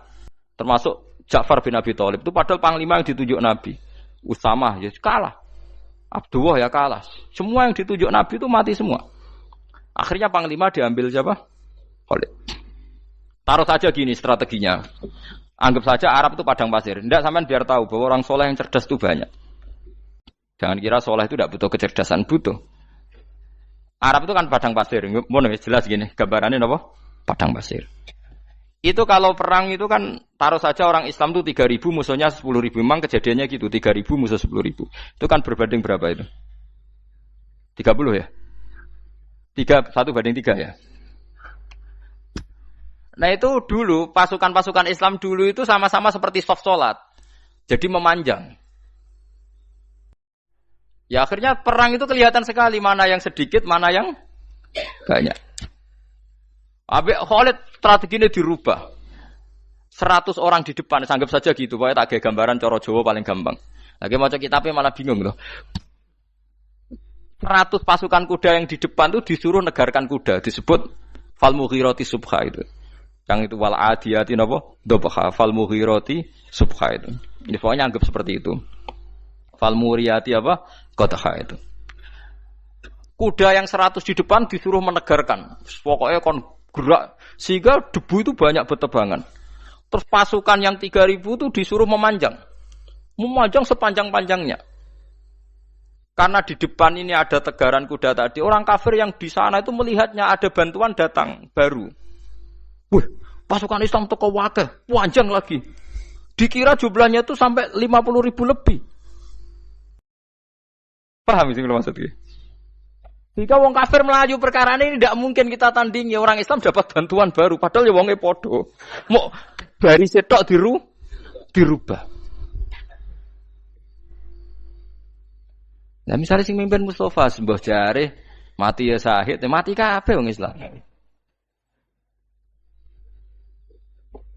Nah itu artinya dia masih ingat betul. Saya dulu pernah menggunakan kecerdasan yang sama untuk mengalahkan umat Islam. Saya bersumpah kecerdasan yang sama akan saya gunakan untuk memenangkan Islam. Coba bayang nonton ning padang pasir 3.000 orang, yang 100 di depan negarno kuda supaya pandangan tidak begitu jelas. Terus yang belakangnya memanjang dari jauh kan kelihatan pasukan dapat bantuan baru. Padahal ya orangnya sama. Akhirnya orang kafir merasa wah nggak imbang. Kita ada imbang karena orang Islam dapat bantuan. Terus menang perang itu. Lah itu tobat bener gitu loh. Orang kok pas kafir cerdas, buareng Islam tobat nyapu masjid. Sebariku ngaji ngantuk. Padahal zaman kafir cerdas, memperdayakan ekonomi nganti sugih bergeder. Bareng Islam terus dunia nentek melarat terus nyapu masjid, bariku sholat qobliyah ba'diyah mulai mbok poso sunat. Ya ndak apa-apa itu tapi sugih tetep kok zaman kafir sugih. Zaman Islam kere, mestinya zaman Islam ya sugih terus kecerdasan dan hartanya untuk liizatil Islam wal muslimin. Mestinya tapi ya enggak apa-apa kalau ada tobat model gitu ya enggak apa-apa. Ojo kok terus dari Gus Pak ngene ku elek ya ora ana jenenge tobat mesti apik tapi enggak fair gitu loh. Maksud zaman nakal serius, zaman tobat sekenanya itu kan fala tuti mongko joto atsira al kafirin ing pira-pira kafir fi hawahum ing dalem selera hawa nafsune wong kafir. Wajahidhum lan merangi sirahum ing kufar. Merangi maksudnya berjuang bihi kelawan Quran. Maksudnya hujjah. Uang iku nak merangi wong kafir nganggo Quran, ndak mesti perang iku nganggo pedang. Niki jelas kita bire ke wajah hidum bihi ebil Quran. Maksudnya perang nganggo Quran itu kita melatih argumentasi atau hujjah yang dengan hujjah itu jelas-jelas ketok bener agama napa Islam. Wajah lan merangi sirahum ing kufar bihi lan Quran ayat Quran itu Quran jihad dan kelawan perang atau kelawan jihad, kelawan berjuang kabiran kang gede. Wa wa ta'ala wa alladzi zat maroja ingkang lepas sapa Allah al-bahraini ing dua laut. Arsalat sing lepas sapa ta'ala huma ing al-bahraini mutajawiraini hale berdampingan. Hadza utawi iki ku asbun iku banyu sing banget segere banget manise banget segere. Furatun tur enak diombe sadidul udzubati tekse banget manise. Iki kono nak manane mudah diminum. Wa hadza utawi iki ku milkhun iku banyu asin ujajun tur banget paite. Syadidul muluhah tegese banget paite. Tapi wasemono sungai sing gampang diminum. Misalnya sungai Komerapi sing napa gampang diminum maksudnya mboten pahit. Ketemu laut sing banget paite meskipun banget asine apa hakikate gawe wajah alalan gawe sapa Allah taala bainahuma antarane banyu sing napa tawar lan banyu sing asin Allah gawe barzakhon ing pemisah haji santikse pemisah. Kita ndak tahu pemisahnya piye pokoke akeh sing cerita banyak di tengah laut tuh air napa tawar. Layah tali itu ora campur apa hadu masalah sijine banyu asin dan banyu tawar bil akhir iklan sing liya mergo wonten apa hajis wonten apa hajis ana pembatas. Wa hijron lan tegese pembatas mahjuron kang iso nglindungi. Sitron tegese tutup. Mamnuan kang iso den cegah bi sebab anane sitru. Sebab anane pembatas apa ikhtilatuhuma apa campure banyu asin dan banyu tawar walami wallahi. Orang bermalam-malam jagungan sama teman asik itu kan perlawanan terhadap nafsu kita, syahwat kita untuk mungkin nikmati dugem di bar atau di tempat-tempat maksiat. Itu setan di Indonesia tuh kakuati sama Ki Jawa. Orang supaya tidak tertarik maksiat itu Ki Jawa cukup ketemu kancane masak terong guyon, gejol-gejolokan zaman mondok, suwengi lulus sangka maksiat. Bar wis tutup. Saya akan cerita sedikit tentang tradisi hujjah. Dulu lama itu kelihatannya sederhana, tapi kalau berargumentasi itu hebat. Tadi Gus Yofur menyebut kitab Mbah Hashim itu mengharamkan kentong. Beliau masyhur itu punya kitab namanya Al-Jasus an Tahrimin Nakus. Intinya kentong itu haram. Secara dalil ini meyakinkan sekali karena ketika Rasulullah rembukan sama sahabat, kita dengan apa memaklumatkan orang kalau waktu sholat masuk? Ada sahabat yang usul pakai kentong. Dzakalin Nasoro itu Nasrani. Ya pakai buk itu semacam trompet besar. Dzakalil Yahud. Kemudian ada yang usul kalau gitu api ya Rasulullah dzakalil Majus. Sehingga dari hadis itu Mbah Hashim berpikir kentong itu haram. Tapi Mbah Fakih Mas Kumambang itu mengkritik Mbah Hashim dengan ngarang kitab Hazruus Antahrimin Nakus. Jadi beliau ngomentari kitab itu sambil geleng-geleng kepala. Kitab kok keliru nganti ngono. Itu jadi cara pikirannya siapa Ki Fakih. Kentong di Indonesia itu kanggo wedhus dicolong gitu. Pos kampling gitu. Kalau ada banjiran ya kentong, ada maling ya kentong. Jadi enggak ada persamaan sama sekali dengan kentong yang milik orang apa? Nasrani. Sehingga di pondok saya itu ada kentong tapi jelek sekali. Karena itu satu-satunya cara supaya beda dengan kentong yang di gereja. Kalau elek kan mirip kentong di pos kampling. Itu ya agak-agak ilmiah sedikit. Dulu ceritanya Gus Yofur itu saya teruskan. Itu singkat cerita, itu kalau yang di kejadian di Termas itu Mbah Dimyati sudah nyuruh semua kentong disembunyikan karena mau ada Mbah Hashim. Cerita itu mukarrar di Kiai Fakih sama di Kiai Dimyati Termas. Setelah kentong dikumpulkan semua, Mbah Hasyim datang, seneng, ngiranya Syekh Dimyati ini sependapat dengan beliau, yaitu sama-sama nggak ada kentong. Tapi setelah itu ada santri yang matur, Mbah Dim pun beres, kentong pun kulo delikno sedanten. Itu di depan Mbah Hasyim. Jadi GR-nya Mbah Hasyim bahwa Mbah Dim itu sependapat akhirnya hilang. Ternyata ini akal-akalan tuh gitu. Karena santrinya matur, Mbah Dim pun beres, danten kentong beduk sudah disembut singkirkan. Itu di depan Mbah Hasyim. Saking lugunya santri, nah saking ikhlasnya agak ngerti mahalus syahid ini adalah Mbah Hasyim. Saya mau meneruskan cerita Gus Sofur. Dulu, ini cerita dulu. Dulu Mbah Mun ngaji di Lirboyo, tapi Kiai Makhrus ngaji sama Kiai Khalil Harun. Kiai Khalil Harun itu adik juga sekaligus muridnya Mbah Umar Harun. Mbah Umar Harun itu generasi kedua setelah Mbah Ghazali. Beliau menantunya Mbah Ghazali, tapi ya sudah ponaan. Sehingga tradisi ini penting karena saya berkali-kali bilang di mana-mana. Status orang tua dan mbah itu adalah terserah anak cucunya. Bukan terserah mbahnya, tapi terserah anak cucunya. Saya tidak akan bosan mengingatkan ini. Saya pernah di makamnya Nabi Yakub, itu ya dikemuli bendera Israel. Di makamnya Nabi Dawud. Nabi Ibrahim juga dekat sinagog. Sehingga Quran membela Nabi Ibrahim disebut maka anak Ibrahimu Yahudi wala Nasrani. Karena ketika beliau berposisi di Israel, kemudian penguasanya adalah Yahudi, bisa saja makam ini ditulisi dan distatuskan ala Yahudi. Ya seperti Nabi Yakub. Nabi Yakub itu nabi yang kita yakin tentu berkeyakinan beliau orang baik, orang muslim, orang mukmin. Tapi karena didesain mereka, ya dikemuli bendera Israel. Dan disebut Abul Yahud. Karena kita tahu nama lain dari anaknya Nabi Yakub adalah Yahuda bin Yakub bin Ishak bin Ibrahim.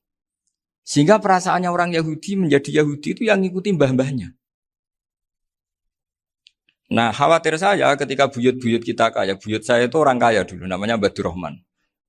Itu kaya sekali, tanahnya banyak. Dulu cerita Mbah Hasyim ya kaya sekali. Mbah Maksum juga kaya. Mbah Abdul Aziz juga kaya.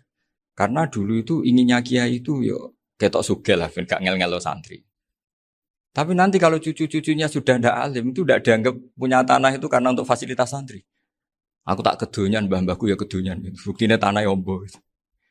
Karena dia akan menafsiri sesuai cara berpikir. Makanya sanad keilmuan yang diceritakan Gus Sofir itu harus diulang-ulang. Kalau nggak diulang-ulang, maka kita akan berpikir sendiri untuk menafsirkan Masyayikhon al-Kiram atau Ajdadan al-Kiram. Nah, ini yang bahaya, yang sering Quran mengingatkan. Jadi ada status yang disematkan oleh anak cucu kayak orang Yahuda tadi, Yahuda bin Yakub bin Ishak bin Ibrahim itu menstatuskan mbah-mbahnya yang bernama Ibrahim itu Yahudi. Sampai Quran sendiri yang bela maka anak Ibrahimu Yahudi wala Nasrani. Karena secara geografis sekarang Ibrahim di Israel dan otoritas itu juga milik mereka sehingga mereka bisa masang-masang atribut yang menunjukkan kalau itu Yahudi. Beberapa al-alim al-alamah yang minna itu sudah wafat dan kadang-kadang zuriyahnya itu tidak kita. Kalau sekarang orang bahasakan kubu sebelah. Akhirnya ya nggak boleh dikholi, nggak boleh diziarah. Terus seakan-akan yaktaduna bi ra'yi, seakan-akan mereka berpendapat dengan pendapat syekh ini padahal enggak.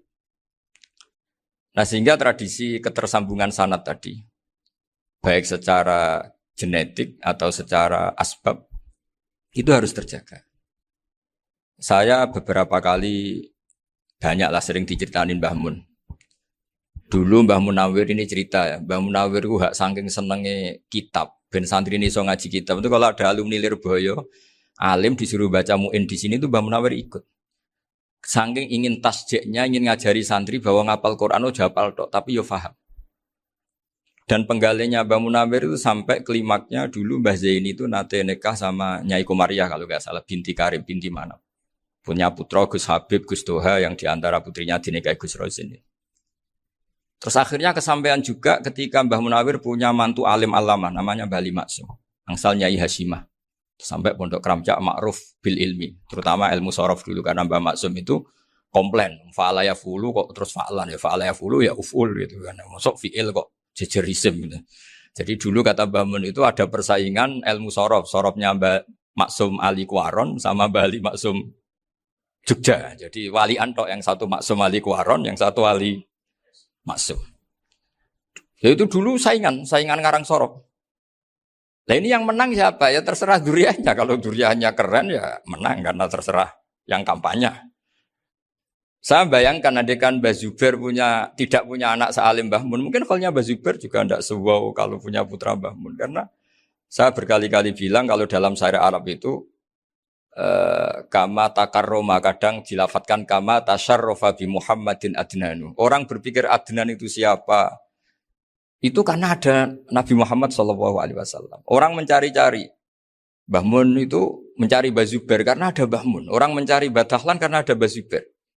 Wong kok alime ngono iku bapake sapa? Wong kok alime ngono iku putune sapa? Tapi kalau kita ini sudah ndak alim, ini orang sudah enggak tertarik nyari-nyari leluhurnya karena dianggap selesai. Jadi yang dengan tanda kutip yang menghabisi mbah-mbahnya itu ya mesti cucunya. Ini mbok ngamuk, mbok peringatan, tapi ini juga peringatan pada diri saya sendiri. Jadi sehingga zuriyah ini penting. Kenapa para nabi mesti donga zuriyatan thayyibah? Kenapa selalu berpikir tentang zuriyah? Wa ja'alaha kalimatam baqiyatan fi aqibi. Karena zuriyah ini yang nanti bisa menstatuskan leluhurnya. Seperti tadi cerita Mas Maftuh ini tak puji betul. Saya hari ini tidak ingin gojlok. Supaya kewalian saya tidak tergerus oleh kedoliman. Saya pernah diceritain Gus Zofur juga sering baca buku tentang Mbah Maksum. Dulu Mbah Maksum kalau wasiat kembali ya gitu. Kamu harus NU dan harus mempertahankan NU. Tapi tidak dengan cara membenci Muhammadiyah. Dulu Mbah Mun juga sering cerita. Dulu Mbah Hashim itu ngaji Syekh Mahfud. Nah Mbah Ahmad Dahlan dulu namanya Darwis sering ngaji sama Syekh Khotib Minangkabau. Zaman itu Syekh Khotib sudah modern. Sudah ikut gerakan Abdu, gerakan Almanar. Sehingga bawaannya Mbah Ahmad Dahlan ini agak agresif. Yang Mbah Hashim karena hanya mulazim di Syekh Mahfud, hanya sesekali ngaji Syekh Khotib, beliau lebih seperti itu. Dan dua beliau ini sama-sama pernah ngaji Mbah Soleh Darat di Semarang. Mbah Hashim sama Mbah Ahmad Dahlan yang dulu namanya Darwis. Jadi ini masih min muskatin wahidah mimam bain wahid. Sehingga kita tidak kaget ketika Mbah Ali Maksum mengomentari Muhammadiyah itu masih ahli sunnah wal jamaah. Makanya nanti terakhir saya baca kitabnya Mbah Ali dan sering saya pelajari. Andai kan kita ini sepakat dengan ilmu, ya kita tahulah. Kalau Abu Hanifah itu tidak kunut, Imam Syafi'i kunut. Berarti kunut itu mazhabnya Abu Hanifah, bukan mazhabnya Mbah Ahmad Dahlan. Apa tidak kunut itu mazhabnya Abu Hanifah, bukan mazhabnya Mbah Ahmad Dahlan. Kita kunut itu mazhabnya Imam Syafi'i, bukan mazhabnya Mbah Hashim. Ini semuanya masih dalam bingkai ilmu. Adzan qabla subhi juga riwayatnya jelas. Tidak adzan ya sudah perilaku kita sudah jelas. Dulu Mbah Mun sering didik kita gitu. Saya sering dengar cerita kalau dulu Pak Arif Fakhruddin begitu hormat sama Mbah Ali, apalagi zuriyahnya Mbah Azhar Basir, karena beliau dulu ngaji di Termas. Dulu itu enggak ada masalah karena semuanya dianalisis pakai ilmu. Tapi sekarang pakai identitas, yang kunut itu NU, yang enggak kunut Muhammadiyah. Berarti Abu Hanifah itu Muhammadiyah, Imam Syafi'i itu NU. Berarti Imam Syafi'i itu ya anak buahnya Ki Miftahul Ahyar kira-kira gitu karena anak buahnya Pak Said Akil. Kan terus jadi repot. Dulu kita ini pengagum ilmu, bukan pengagum perbedaan. Sehingga di sini yang saya kagum dari sekian ceritanya Mbah Ali Maksum, supaya kitab ini to the point, supaya nggak lama-lama karena waktunya juga. Nanti kalau kemalaman ini kena semprit ini sudah. Ini diantara yang diceritakan Mbah Ali itu unik. Imam Syafi'i itu sering tawassul, sering wasilah sama siapa itu? Abu Hanifah. Ini sudah tak petakan, saya baca yang sensitif-sensitif lah. So, yang ini ya. Ziyar al-Babus Samin, terus sebentar ini yang bab tawassul.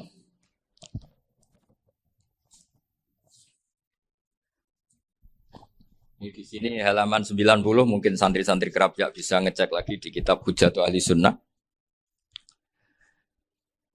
Ketika cerita tawassul di antara yang diceritakan Mbah Ali Maksum adalah perilaku ya, bukan sekedar statement tapi apa?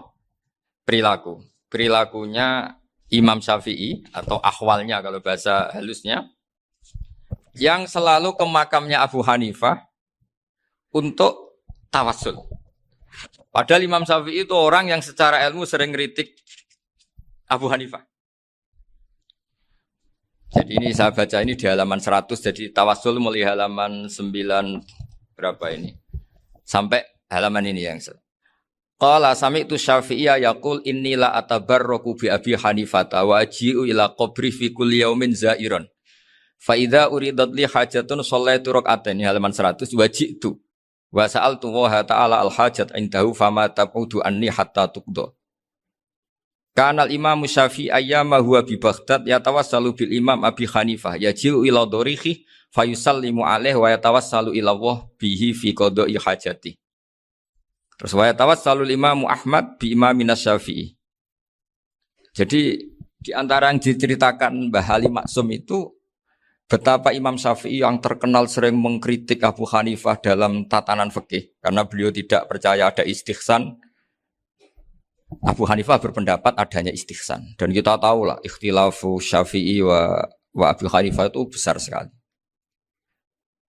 Tapi beliau itu tahu Abu Hanifah itu orang yang sangat soleh. Abu Hanifah itu kalau ketemu sama orang yang utang beliau itu yang lari bukan yang utang Abu Hanifah. Karena takut orangnya itu izin. Jadi kalau ketemu yang utang di jalan itu yang sembunyi itu Abu Hanifah. Kenapa engkau sembunyi? Ada yang utang saya lewat, nanti orangnya malu. Jadi setingkat Rabi'ah Adawiyah itu beliau di rumah ada maling itu sembunyi. Ditanya kenapa engkau sembunyi? Malu, gak ada yang dimaling.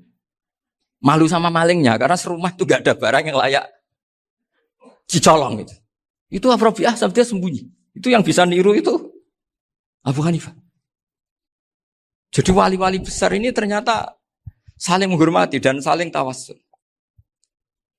Nah saya berharap tawassul ini bukan sekedar perilaku sosial, tapi memang ada sanadnya. Sehingga terus diceritakan Bali di sini dulu istaqa Umar bil Abbas. Kata siapa tawassul harus dengan Rasulullah SAW? Dulu istaqa Umar bil Abbas. Sayyidina Umar itu tawassul istisqa dengan Sayyid Abbas. Padahal kita tahu Sayyid Abbas ini tidak nabi. Terus beliau cerita sampai Imam Syafi'i tawassul sama Abi Hanifah. Sehingga nggak ada perdebatan itu kan Umar. Kalau Umar kan ada jaminan boleh diikuti karena beliau sahabat. Bali cerita tentang Imam Syafi'i yang tawassul dengan Abu Hanifah. Seargumentatif itu. Sehingga ada cerita dalam sebuah tafsir. Ya saya ulang lagi ada cerita di sebuah tafsir. Kenapa Nabi Musa ditanya Allah wa matilka biyaminika ya Musa? Ma'ana wa ta'ala a'lam. Tentu Allah sangat tahu yang dibawa Musa itu apa. Karena Allah tahu Nabi Musa itu grogi. Orang dipanggil Bali Maksum pasti grogi. Santri dipanggil Mbah Mun pasti grogi. Kenangan saya setiap dipanggil Mbah Mun ya mesti tanya. Yang ringan-ringan. Wis sarapan ya. Arung sarapan ya sarapan. Pas sarapan ya kan. Tanduk mangan sing enak. Orang santri ora tau mangan enak. Ya tidak pernah ngomong yang penting. Ngendikan yang penting. Nah karena Nabi Musa ini grogi. Ini sebagian tafsir. Itu ditanya yang ringan, sahaja itu gawa apa? Karena pertanyaannya ringan, Nabi Musa juga ringan. Ya Nabi Musa itu sampai lali, itu pangeran, sing ya'lamu sirra wa akhfa. Diterang. Niki tongkat Gusti. Gunane ke atas Gusti tongkat iki. Qala ya aso ya atawakkau 'alaiha wa ahusyu biha 'ala ghanami wa liya fiha ma'arifu ukhra. Oh, tongkat Gusti niki penting mesti. Nggih nak. Nggih macam-macam lah Gusti. Atawakkau 'alaiha wa ahusyu biha 'ala ghanami kangge menghalokan wa. Masih terang terakhir dan yang lain-lain Gusti. Wal ya fiha ma'arifu ukhra. Sehingga akhirnya rileks. Karena Nabi Musa terus ngerti. Ternyata ketemu pangeran itu gak seserem yang saya bayangkan gitu. Pertanyaannya ringan. Itu ada ilmunya. Tapi cerita ini yang versi tafsir ini tidak yang seperti di Manaqibul Ghazali. Di beberapa kitab tentang Manaqibul Ghazali diceritakan di alam roh Nabi Muhammad SAW itu yubahi bi ummati. Saking yubahinya sampai ngendikan ulama ummati ke anbiya Bani Israel. Ulama umatku itu pinternya atau statusnya itu mirip-mirip lah. Kaf itu ya mirip-mirip lah. Mirip-mirip gaya ulamanya nabinya Bani Israel. Akhirnya Nabi Musa itu tersinggung sekali. Bagaimana mungkin ulama disamakan dengan apa? Nabi. Sehebat-hebatnya ulama itu kan tidak akan yabluhu darajatan nubuwah atau yartaqi ila darajatin nubuwah.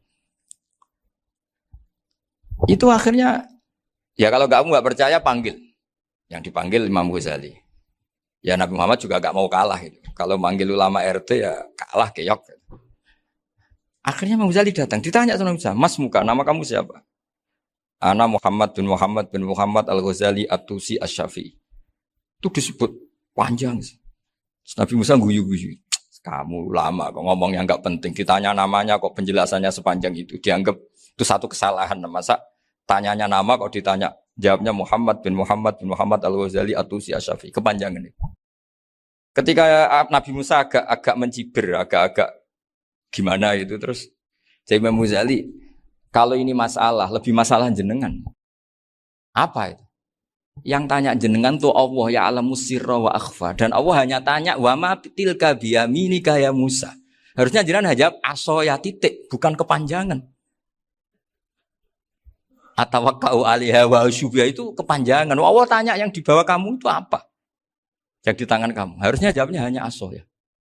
Tapi kenapa penjelasannya sepanjang itu? Sampai terakhir waliya fiha ma'aribu ukhra. Terus pinter tenan kayak gitu. Terus Nabi Muhammad, Nabi Musa terus bilang, ya pinter tenan aja gitu. Padahal kita tidak pernah GR seperti itu kan kebetulan Imam Ghazali. Gitu. Kalau yang lain mungkin ya keok lah kira-kira. Gitu. Tapi ini cerita dalam khazanah keilmuan. Benar yang dikatakan Gus Zofur. Saya termasuk orang yang pernah mondok Lirboyo Pasanan. Jadi setelah saya disuruh nemani Gus Kamil, tahun berikutnya Gus jenengan disuruh. Pokoknya anakku bosak ulan lah kudu tahu mondok Lirboyo. Biar aku tahu ngaji Wakarim. Terus yang disuruh Mbak Turi Gus Kamil itu saya. Jadi saya pernah 1 bulan tuh di Lirboyo. Karena saya ini santri beling ya, kontraknya pokoknya penting ziarah Bakarim. Biasanya nggak pernah ngaji ya, pokoknya gerbar ngisa. Ziarah ya sudah. Ngaji pas subuh ingat saya sama Gus Imam. Itu dari 17 hari ingat saya ngaji 2 kali. Tapi kalau ziarah ke Bakarim sudah lupa jumlahnya karena memang kontraknya disuruh ziarah. Sampai seperti itu. Dan saking senengnya bangun sama Bakarim saya masih ingat. Ngamplopi salam template itu masih ingat untuk Gus Anwar, untuk Gus Imam, untuk Gus Kafabi, termasuk untuk Gus Maksum. Itu malam-malam saya dijak ngamplopin. Zaman itu saya masih ingat selawewu. Zaman itu kos 1 bulan itu 13.000. Jadi kira-kira kalau 25.000 itu untuk kos 2 bulan. Jadi saya krusnya itu pakai kos. Saya masih ingat Mondok Sarang itu kos 1 bulan 13.000. Berarti kira-kira 500.000 itu di amplopin sendiri sama Bang. Ini untuk Gus War, ini untuk Gus Imam, ini untuk Gus. Padahal Gus Imam ini mondoknya sudah dibangun. Itu bangun hormatnya sampai untuk jatah salam template. Nah yang ribet kebalikannya, kita pulang, Gus Imam karena melihat Gus Kamil ini putrane Mbah Mun, Gus Kamil disangoni. Saya juga disangoni, karena Gus Imam dulu ngaji juga sama Pak D saya. Sama keluarga saya. Itu kata Gus Kamil setelah keluar, mau kamu nih gue abal ya, berarti gue aku. Karena ini penting, ini kalau sampai dianggap tukar guling, ribet deh. Jadi ditakwil sendirilah, mau kamu nih gue abal ya, boten wis, yes berarti halal. Tapi sama Mbah Mun ya ditanya. Ditanyanya bukan apa karena untuk meneruskan tradisi bahwa kalau kiai ketemu itu ya saling memberi hadiah, saling itu sudah faqaddimu baina adena suwakum apa? Sedekah. Sehingga ketika Kapya ini punya Bali Maksum alim alama, kemudian melahirkan murid-murid yang juga ipar kayak Mbak Warsun bisa ngarang apa? Kamus Al-Munawwir, Pak Bik juga punya karangan Kamus Al-Mu'asir. Saya itu punya semua. Karena ini adalah buah dari bahwa kita ini tidak kalah sama produk-produk yang di sana. Bahwa produk di kita ini sudah cukup untuk mengantarkan orang menjadi alim alam. Dulu Mbah Zubair ke Mekah ya sudah alim alam. Gus Zofur ke Al-Azhar sudah alim. Semua teman-teman kita ke Mekah itu sudah alim semua. Padahal produk mondoknya ya tadi. Mau digojlok kiai ini, terus mangkel keamanan biasanya. Biasanya musuh besar pondok itu keamanan. Jadi ya bukan berarti gojlok ibunya Gus Maftuh enggak. Biasanya keamanan itu musuhnya apa? Banyak. Itu tradisi keilmuan itu harus dijaga dengan hujjah dan dengan tadwin, dengan pembukuan. Saya punya sekian cerita ya. Misalnya dulu kita mungkin iskal itu janggal. Kenapa sih orang Islam tukaran sama orang Islam? Sehingga di antara doa Nabi yang enggak dikabulkan Allah, enggak boleh dikabulkan sama Allah enggak boleh, bukan berarti enggak mustajab. Redaksinya famana aniha, memang enggak boleh. Redaksinya bukan falam yastajib lahu tapi famana aniha. Di Al-Marrah As-Salisa ini Nabi dilarang. yaitu melarang umat Islam itu jangan sampai tukaran sama umat Islam sendiri. Itu kata Allah, ya ndak bisa kata Allah, kalau itu tidak saya kabulkan. Itu dulu guru-guru kita nyontohkan sederhana. Kira-kira kalau saya tukaran wek Gus Zofuru, Mbah Mun luwih ikhlas dibanding ditukari wong liya. Nak ana kakak ditabuk adik, wong tua luwih ikhlas dibanding ditabuk tangga. Barokahnya membaca kita lebih mentoleransi. Kalau ada Mbah Hashim dikritik Mbah Fakih Mas Kumambang, kita ikhlas itu. Tidak dikritik guru PAUD, itu kan. Atau dikritik orang-orang yang nggak bisa ngaji. Artinya ternyata keliru kita bilang kiai kok tukaran. Justru bagus kiai tukaran. Dibanding kiai dikritik guru PAUD atau dikritik orang-orang yang nggak bisa baca kitab. Akhirnya barokahnya baca kita menjadi tahu.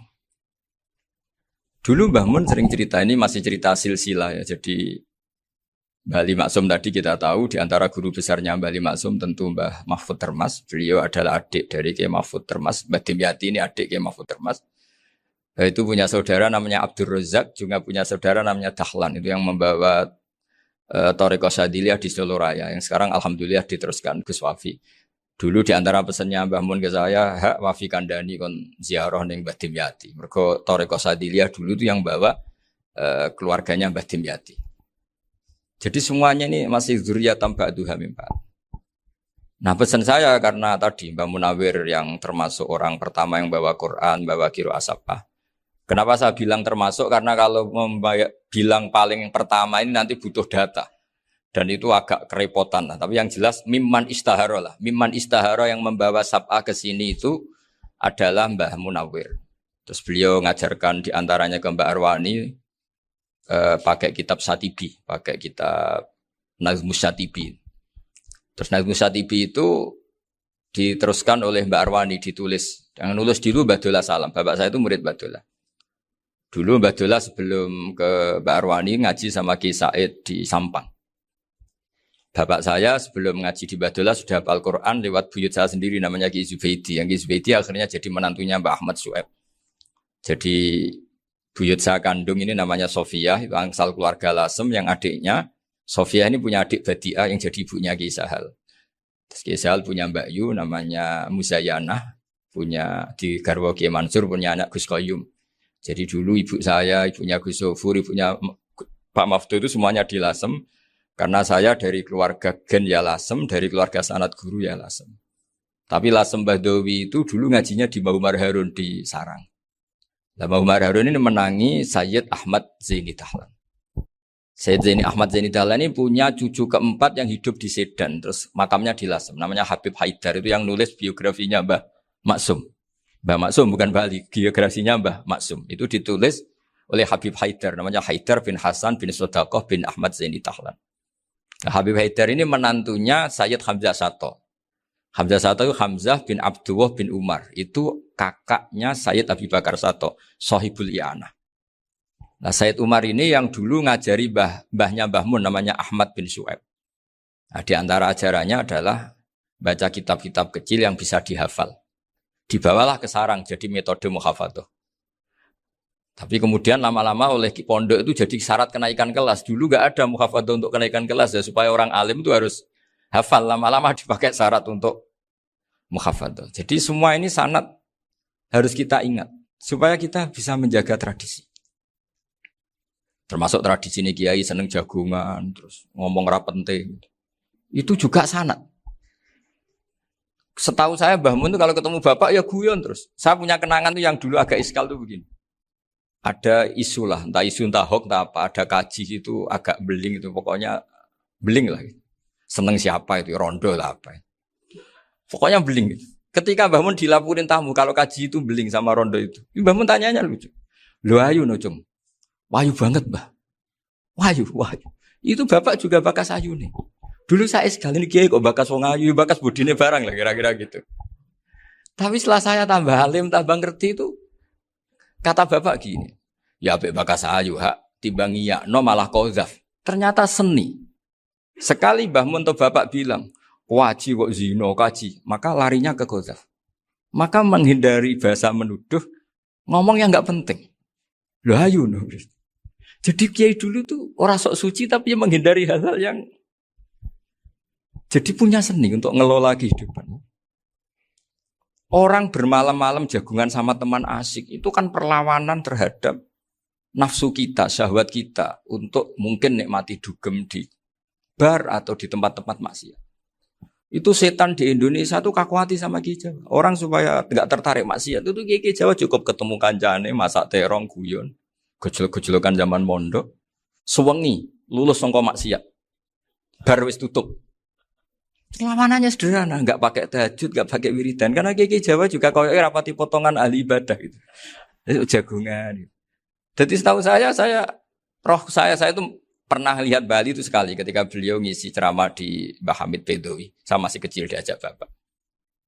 Dulu kalau bapak ngelihat Bali sama Mbah Hamid itu mesti nangis. Karena dua orang alim bertemu. Yang akhirnya ya bisanan itu. Mbah Hamid punya anak Gus Nasih, di sini ada Mbah Nafisa, terus jadi Mbak Salih Hindun itu. Jadi dulu tuh ya guyon terus ketika ketemu. Itu yang sering bodoni Mbah Hamid itu ya Ki Bisri. Ki Bisri itu kalau datang ke Ki Hamid Pasuruan, nak wali tenan aku teko ditata nomangan. Jadi ukurannya ya. Ternyata sampai sana dikeimangan tenan. Masih belum mengakui, kan nak wali tenan aku kiai rung di mobil, dongakno aku di mobil. Sudah kalah satu seri itu masih gak terima. Lalu itu Mbah Hamid akhirnya berdoa, ayo monggo, mungkin-mungkin Ki Bisri gak ada mobil. Itu setelah didoain masih tanya, mereknya apa merek? Itu Mbah Hamid jawab, yo paling Holden itu. Nah, paling Holden. Itu nyari mobil itu ya adalah dapatnya Holden. Suatu saat Mbah Bisri diundang Mbah Hamid gak dikasih bisar. Karena utangnya sudah banyak Mbah Hamid. Mbah Bisri ini utang tadi, utang doa tadi. Itu ya gak dikasih bisar. Ya gak mau kesang apa-apa kelambimu kayak aku. Didol sama muhibbinya Mbah Hamid. Itu harganya melebihi jatah bisar. Ketemu Mbah Hamid. Kang, susu Kang, mergo. Jadi dulu itu rileks, makanya ini yang diceritakan ke Zofur. Sebetulnya kalau kiai-kiai itu bersanat itu ya rileks, hidupnya itu rileks. Karena rileks ini perlawanan terhadap kemungkaran. Saya dulu musyawarah sering sama Gus Zofur usul fikih. Itu jelas di antara yang ditulis Lubil Usul itu. Ya kita tahu tadi misalnya sanad usul fikih, Mbah Ber itu sangat al-usuli, Kiai Zubair Dahlan, abahnya Mbah Mun. Punya murid di antaranya Kiai Sahal. Kiai Sahal punya karangan Thariqatul Husul, fi syarhi Lubil Usul. Itu Thariqatul Husul itu beliau ngendikan dalam mukaddimah bahwa saya bisa mensarah ini berdasar ngaji maknani sama Mbah Zubair. Terus beliau mengutip sarah itu dari kitab Nailul Ma'mul. Beliau ngendikan binus khotin khotiyah ghairi matbu'ah. Dan itu ditemukan di Kiai Mansur di Lasem. Karena Kiai Mansur iparnya Mbah Sahal. Mansur bin Khalil itu di antara katibnya Syekh Mahfud. Jadi semuanya ini sambung. Mbah Ber saking ahli usul fikihnya, kalau ngajar usul fikih itu kalau guyon takriran saya ini lebih memahamkan ketimbang sarah. Ya sudah, terus Mbah Zubair Kiai Fakih, terus Syekh Mahfud. Di sini Syekh Mahfud termasuk orang yang dekat Mbah Munawir sampai putrane Mbah Mahfud namanya Gus Muhammad dibawa Mbah Munawir, kemudian mondok di Termas di antaranya, terus dinikah jadi menantunya kalau nggak salah Haji Taslim di Betengan, kemudian sekarang juriannya Mbah Mahfud di Betengan. Ini nggak boleh hilang secara seperti itu. Di antara di usul fikih diterangkan ketika di antara 5 hukum itu ada yang bernama mubah. Mubah itu boleh dilakukan, boleh ditinggalkan, dan kalau dilakukan ya tidak berpahala, tidak disiksa. Itu ada ulama yang protes. Protes nggak bisa seperti itu. Ithma min mubahin ila wa tahaqqaqu bihi tarku haramimma. Fa'il zamu minas sukun tarkul qatli wa minas sukut tarkul qadaf. Tidak bisa, mubah itu tidak ada. Kalau kiai jagungan semalaman, itu Allah ngitungnya itu hada taroka dugem, wahada taroka delok dangdut, wahada taroka kada wakada. Oh, itu luar biasa. Dan kita ngikuti yang seperti itu saja. Gak usah tahajud, gak usah witir telulas, kaya ora kuat timbang gremeng. Sewengi jagungan, setan ngenteni kita tergoda maksiat, ternyata maksiatnya sampai tutup, kiainya masih apa? Jagungan. Jadi jagungan saja ada ilmunya bahwa itu perlawanan terhadap tarkul ma'asi. Sehingga bagaimana Anda katakan mubah ini mubah, toh gunanya adalah tarkul haram. Meskipun efek mubah juga bisa tarkul wajib, wae bojo blonjo turu. Karena Wayang ngurmati ibuke turu. Itu halal wajib. Jadi mubah itu resikonya ya bisa tarkul wajib, bisa tarkul haram. Sehingga kalau sanad ini terjaga secara baik, secara kultur. Saya sering juga sakuan sama Gus Yofur itu mesti tak niati gitu. Jagungan wong alim iku ibadah dan menikmati ibadah adalah dabul auliya wa dabul ulama. Kata Imam Ghazali, pada akhirnya waqud buhadatin al-istilzat bil mubahat. Kata Imam Ghazali, pada akhirnya qutbu hadaddin, madaru hadaddin, pokok dari agama ini adalah melawan kemaksiatan dengan kita menikmati al-istidzat bil mubah. Kita menikmati sesuatu yang dibolehkan Allah Subhanahu wa taala. Dan seperti ini itu bisa qasmu dhuhri syaitan, bisa menghancurkan punggungnya setan. Karena kalau melawan setan dengan ibadah ini kadang kita capek selain isra potongan. Tapi nak kangkang neng komplek H gitu jagungan mbek kancane, ngenang melarate, mbok ngenang ora sekolah ramunggah, kenangan sing ramunggah diarani istiqomah. Gitu kan diarani tulus zaman, kok sing munggah dianggap kesusu. Saya ini punya pondok Quran, kalau ada yang hafal 3 tahun mesti digojol kancane. Gak apik kesusu itu. Kesusu itu mesti tidak barokah karena tergesa-gesa apa? Hatam. Sehingga yang enggak hatam-hatam itu kayak partai mayoritas. Ini yang partai tulis zaman katanya. Ahli sobri katanya. Akhirnya di pondok gara-gara itu mau guyon, tapi enggak ada stigmasi yang enggak naik. Di pondok sarang itu saya punya temen itu banyak yang sekelas dengan saya, sekelas sama Gus Kamil, akhirnya sekelas dengan Gus Sofur. Padahal saya ini kakak kelas. Saya temannya, Gus Kamil temannya Gus Sofur. Ini anak ini enggak pernah naik. Itu enggak dicibir di pondok.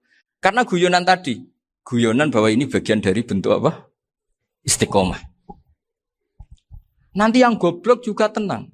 Karena kiainya cerita, kadang santri goblok ya baru kan. Di sini pondok akeh santri ora tau sinau ning omah dadi kiai gede. Selalu kiainya tuh cerita seperti itu. Akhirnya sing goblok ya bangga dengan kegoblokannya. Iya, jadi kiai itu orang yang meskipun guyon ini barokahnya Masya Allah.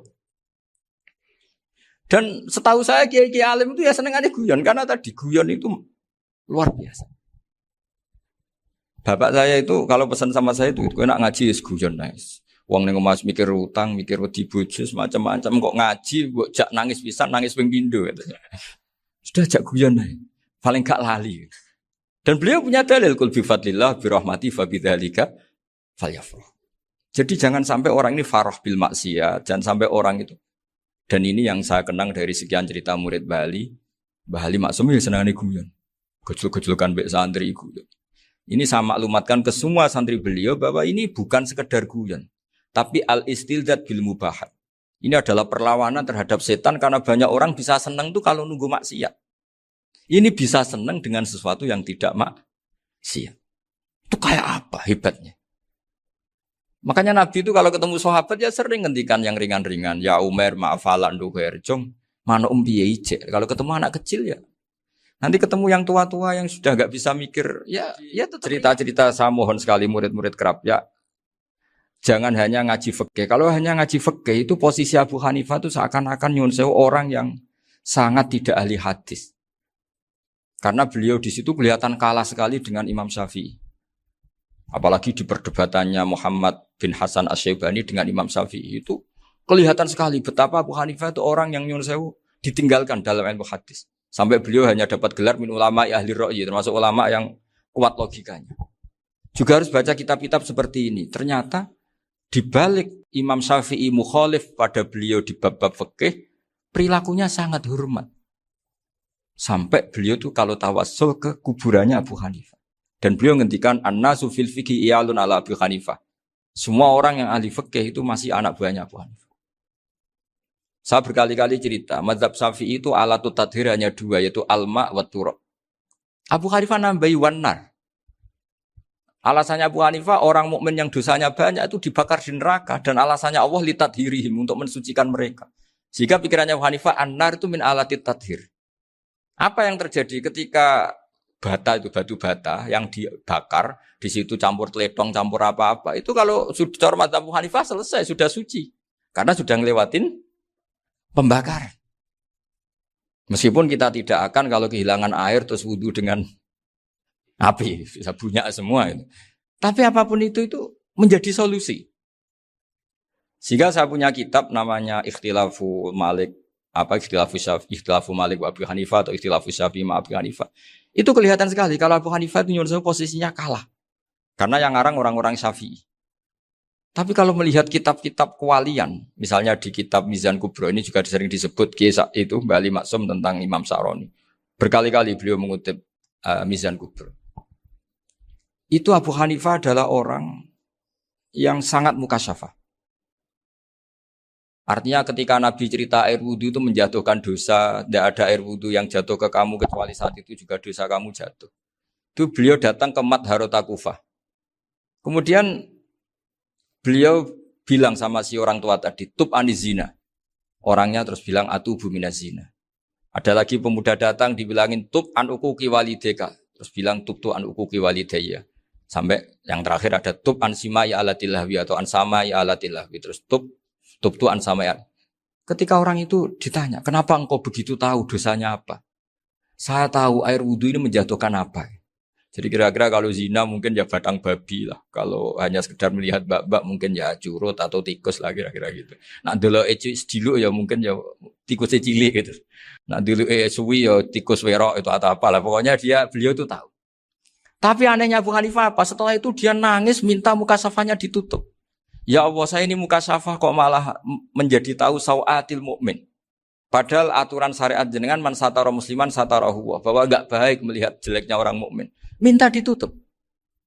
Makanya saya ini bangga ada mukasafah. Makom yang kita sampai sekarang tuh makom setelah Abu Hanifah mukasafah. Jadi Abu Hanifah repot-repot mukasafah, minta makomnya ditutup tidak menjadi mukasafah. Dan alhamdulillah kita sudah tidak mukasafah sebelum minta ditutup. Jadi kita ini keren. Keren karena aturannya itu man satara musliman satara huwa, yang tidak tahu aibnya orang muslim maka Allah akan nutupi aibnya di akhirat. Dan kita alhamdulillah barokahnya tidak mukasafah, tidak ngerti aibnya orang mukmin. Jadi kita harus pakai patokan ilmu. Saya ulang lagi, kita harus pakai patokan. Makanya saya tahu betul ketika Kiai Hamid Pasuruan, beliau dulu ngaji Jamul Jame, ngaji Juman, Bali Maksum di sana sama Gus Habib, sama Gus Muhammad bin Mahfud. Termasuk mbah saya kandung dulu Kiai Sidik. Mbah saya yang dari itu juga ngaji di Termas. Bapak saya dulu Kiai Nur Salim ngaji di Buyut Baiti. Dulu itu kawin juga sederhana, Kak, cerita Gus Sofur. Jadi bapak saya kandung itu Kiai Nur Salim itu ngaji di Mbah Baiti. Mbah Baiti itu adik kandungnya buyutnya saya dari ibu. Nah, Mbah Baiti itu teman akrabnya mbah saya namanya Kiai Nur Sam, Mbah Nur Sam. Singkat cerita terus Nur Kiai Jorabi arah-arah bekno itu. Setelah bapak saya ke Badullah mau ditawarin jadi mantu, kata bapak saya kula pun dipek mantu Mbah Baiti. Akhirnya dapat ibu saya itu. Karena ibu saya itu cucu Mbah Baiti, cucu lambung. Jadi mbahnya ibu saya itu Mbak Yunya Mbah Baiti. Namanya Mbah Sofia tadi yang dapat Mbak Idris itu. Yang Mbak Idris ini bin Umar. Ya Mbah Umar yang mbahnya Mbah Hamid. Hamid bin Abdul bin Umar. Kalau bahasa itu Fatimah binti Idris bin Umar. Dulu kecilnya Mbah Idris namanya Abdul Khalik. Kalau kecilnya Mbah Hamid namanya Abdul Mukti. Kalau kecilnya Mbah Maksum namanya Muhammadun kalau nggak salah. Dulu itu namanya dua-dua karena diganti ketika musim apa? Haji. Jadi ini terjaga. Sehingga tidak ada ceritanya kiai-kiai yang jagongan kemudian santrinya itu yang agak-agak khawatir. Kiai kok sungi-sungi jagongan, gak tahajud, gak duha, itu tidak ada. Karena ini dianggap fi'lul mubahat untuk melawan mungkar. Jadi sehingga di kitab Ihya diterangkan, kamu jangan ngira orang-orang soleh ketika jagungan itu min ahlil bitolah wa takasul. Itu orang-orang yang pemalas itu enggak. Tapi mereka bisa mengasyiki Allah. Bahwa dalam jagungan ketemu teman ya asik, gejul-gejulkan sama Pak Maftuh ya asik. Dan keasikan ini bentuk perlawanan terhadap keasikan harus dengan maksiat. Itu kayak apa kalau kita ngaji sampai seperti itu. Termasuk tadi yang diceritakan Pak Maftuh kitab Hunyah. Semoga beliau cerita juga pernah belajar. Saya pernah belajar kitab Hunyah khatam. Itu diantara yang diceritakan Syabdul Qadir Al-Jilani tadi kata beliau Al-Jilani dipakai Jim Al-Jilani. Ini agak beda dengan kita. Mbah Zubair itu punya kitab namanya Al-Qolaid Al-Uluyah. Beliau menfatwakan nama-nama ajam itu kamu bebas. Ajamiyun fasna bihi masyita. Sehingga kita kalau punya kiai harus mau cokolal ustukhri. Sehingga tak mau cokolal istukhri. Tirmidzi juga nasibnya sama. Qolat rawahut Tirmidziyu. Sing sitok rawahut Turmudziyu. Yang satu rawahut Tarmidhiyu. Ya karena kita keluarganya Tarmidhi apa enggak gitu. Makanya kata Mbah Mun sama masih ingat. Kata cerita Gus Zofur tadi, adabnya Gus Zofur itu cerita tentang keluarga ibunya. Padahal keluarga ibunya juga orang-orang soleh yang luar biasa. Itu kata Mbah Mun, kowe roh jenenge Imam Bukhari tahu ya. Jenenge sapa? Saya nyebut Muhammad bin Ismail bin Ibrahim bin Mughirah bin Bardasbah. Lah iya Bardasbah mbok waca Bardisbah yo. Lah cara kene mbok Parmin mbok Parlan. Jadi Bardisbah mbok Bardasbah iku cara kene yo Parmin mbok.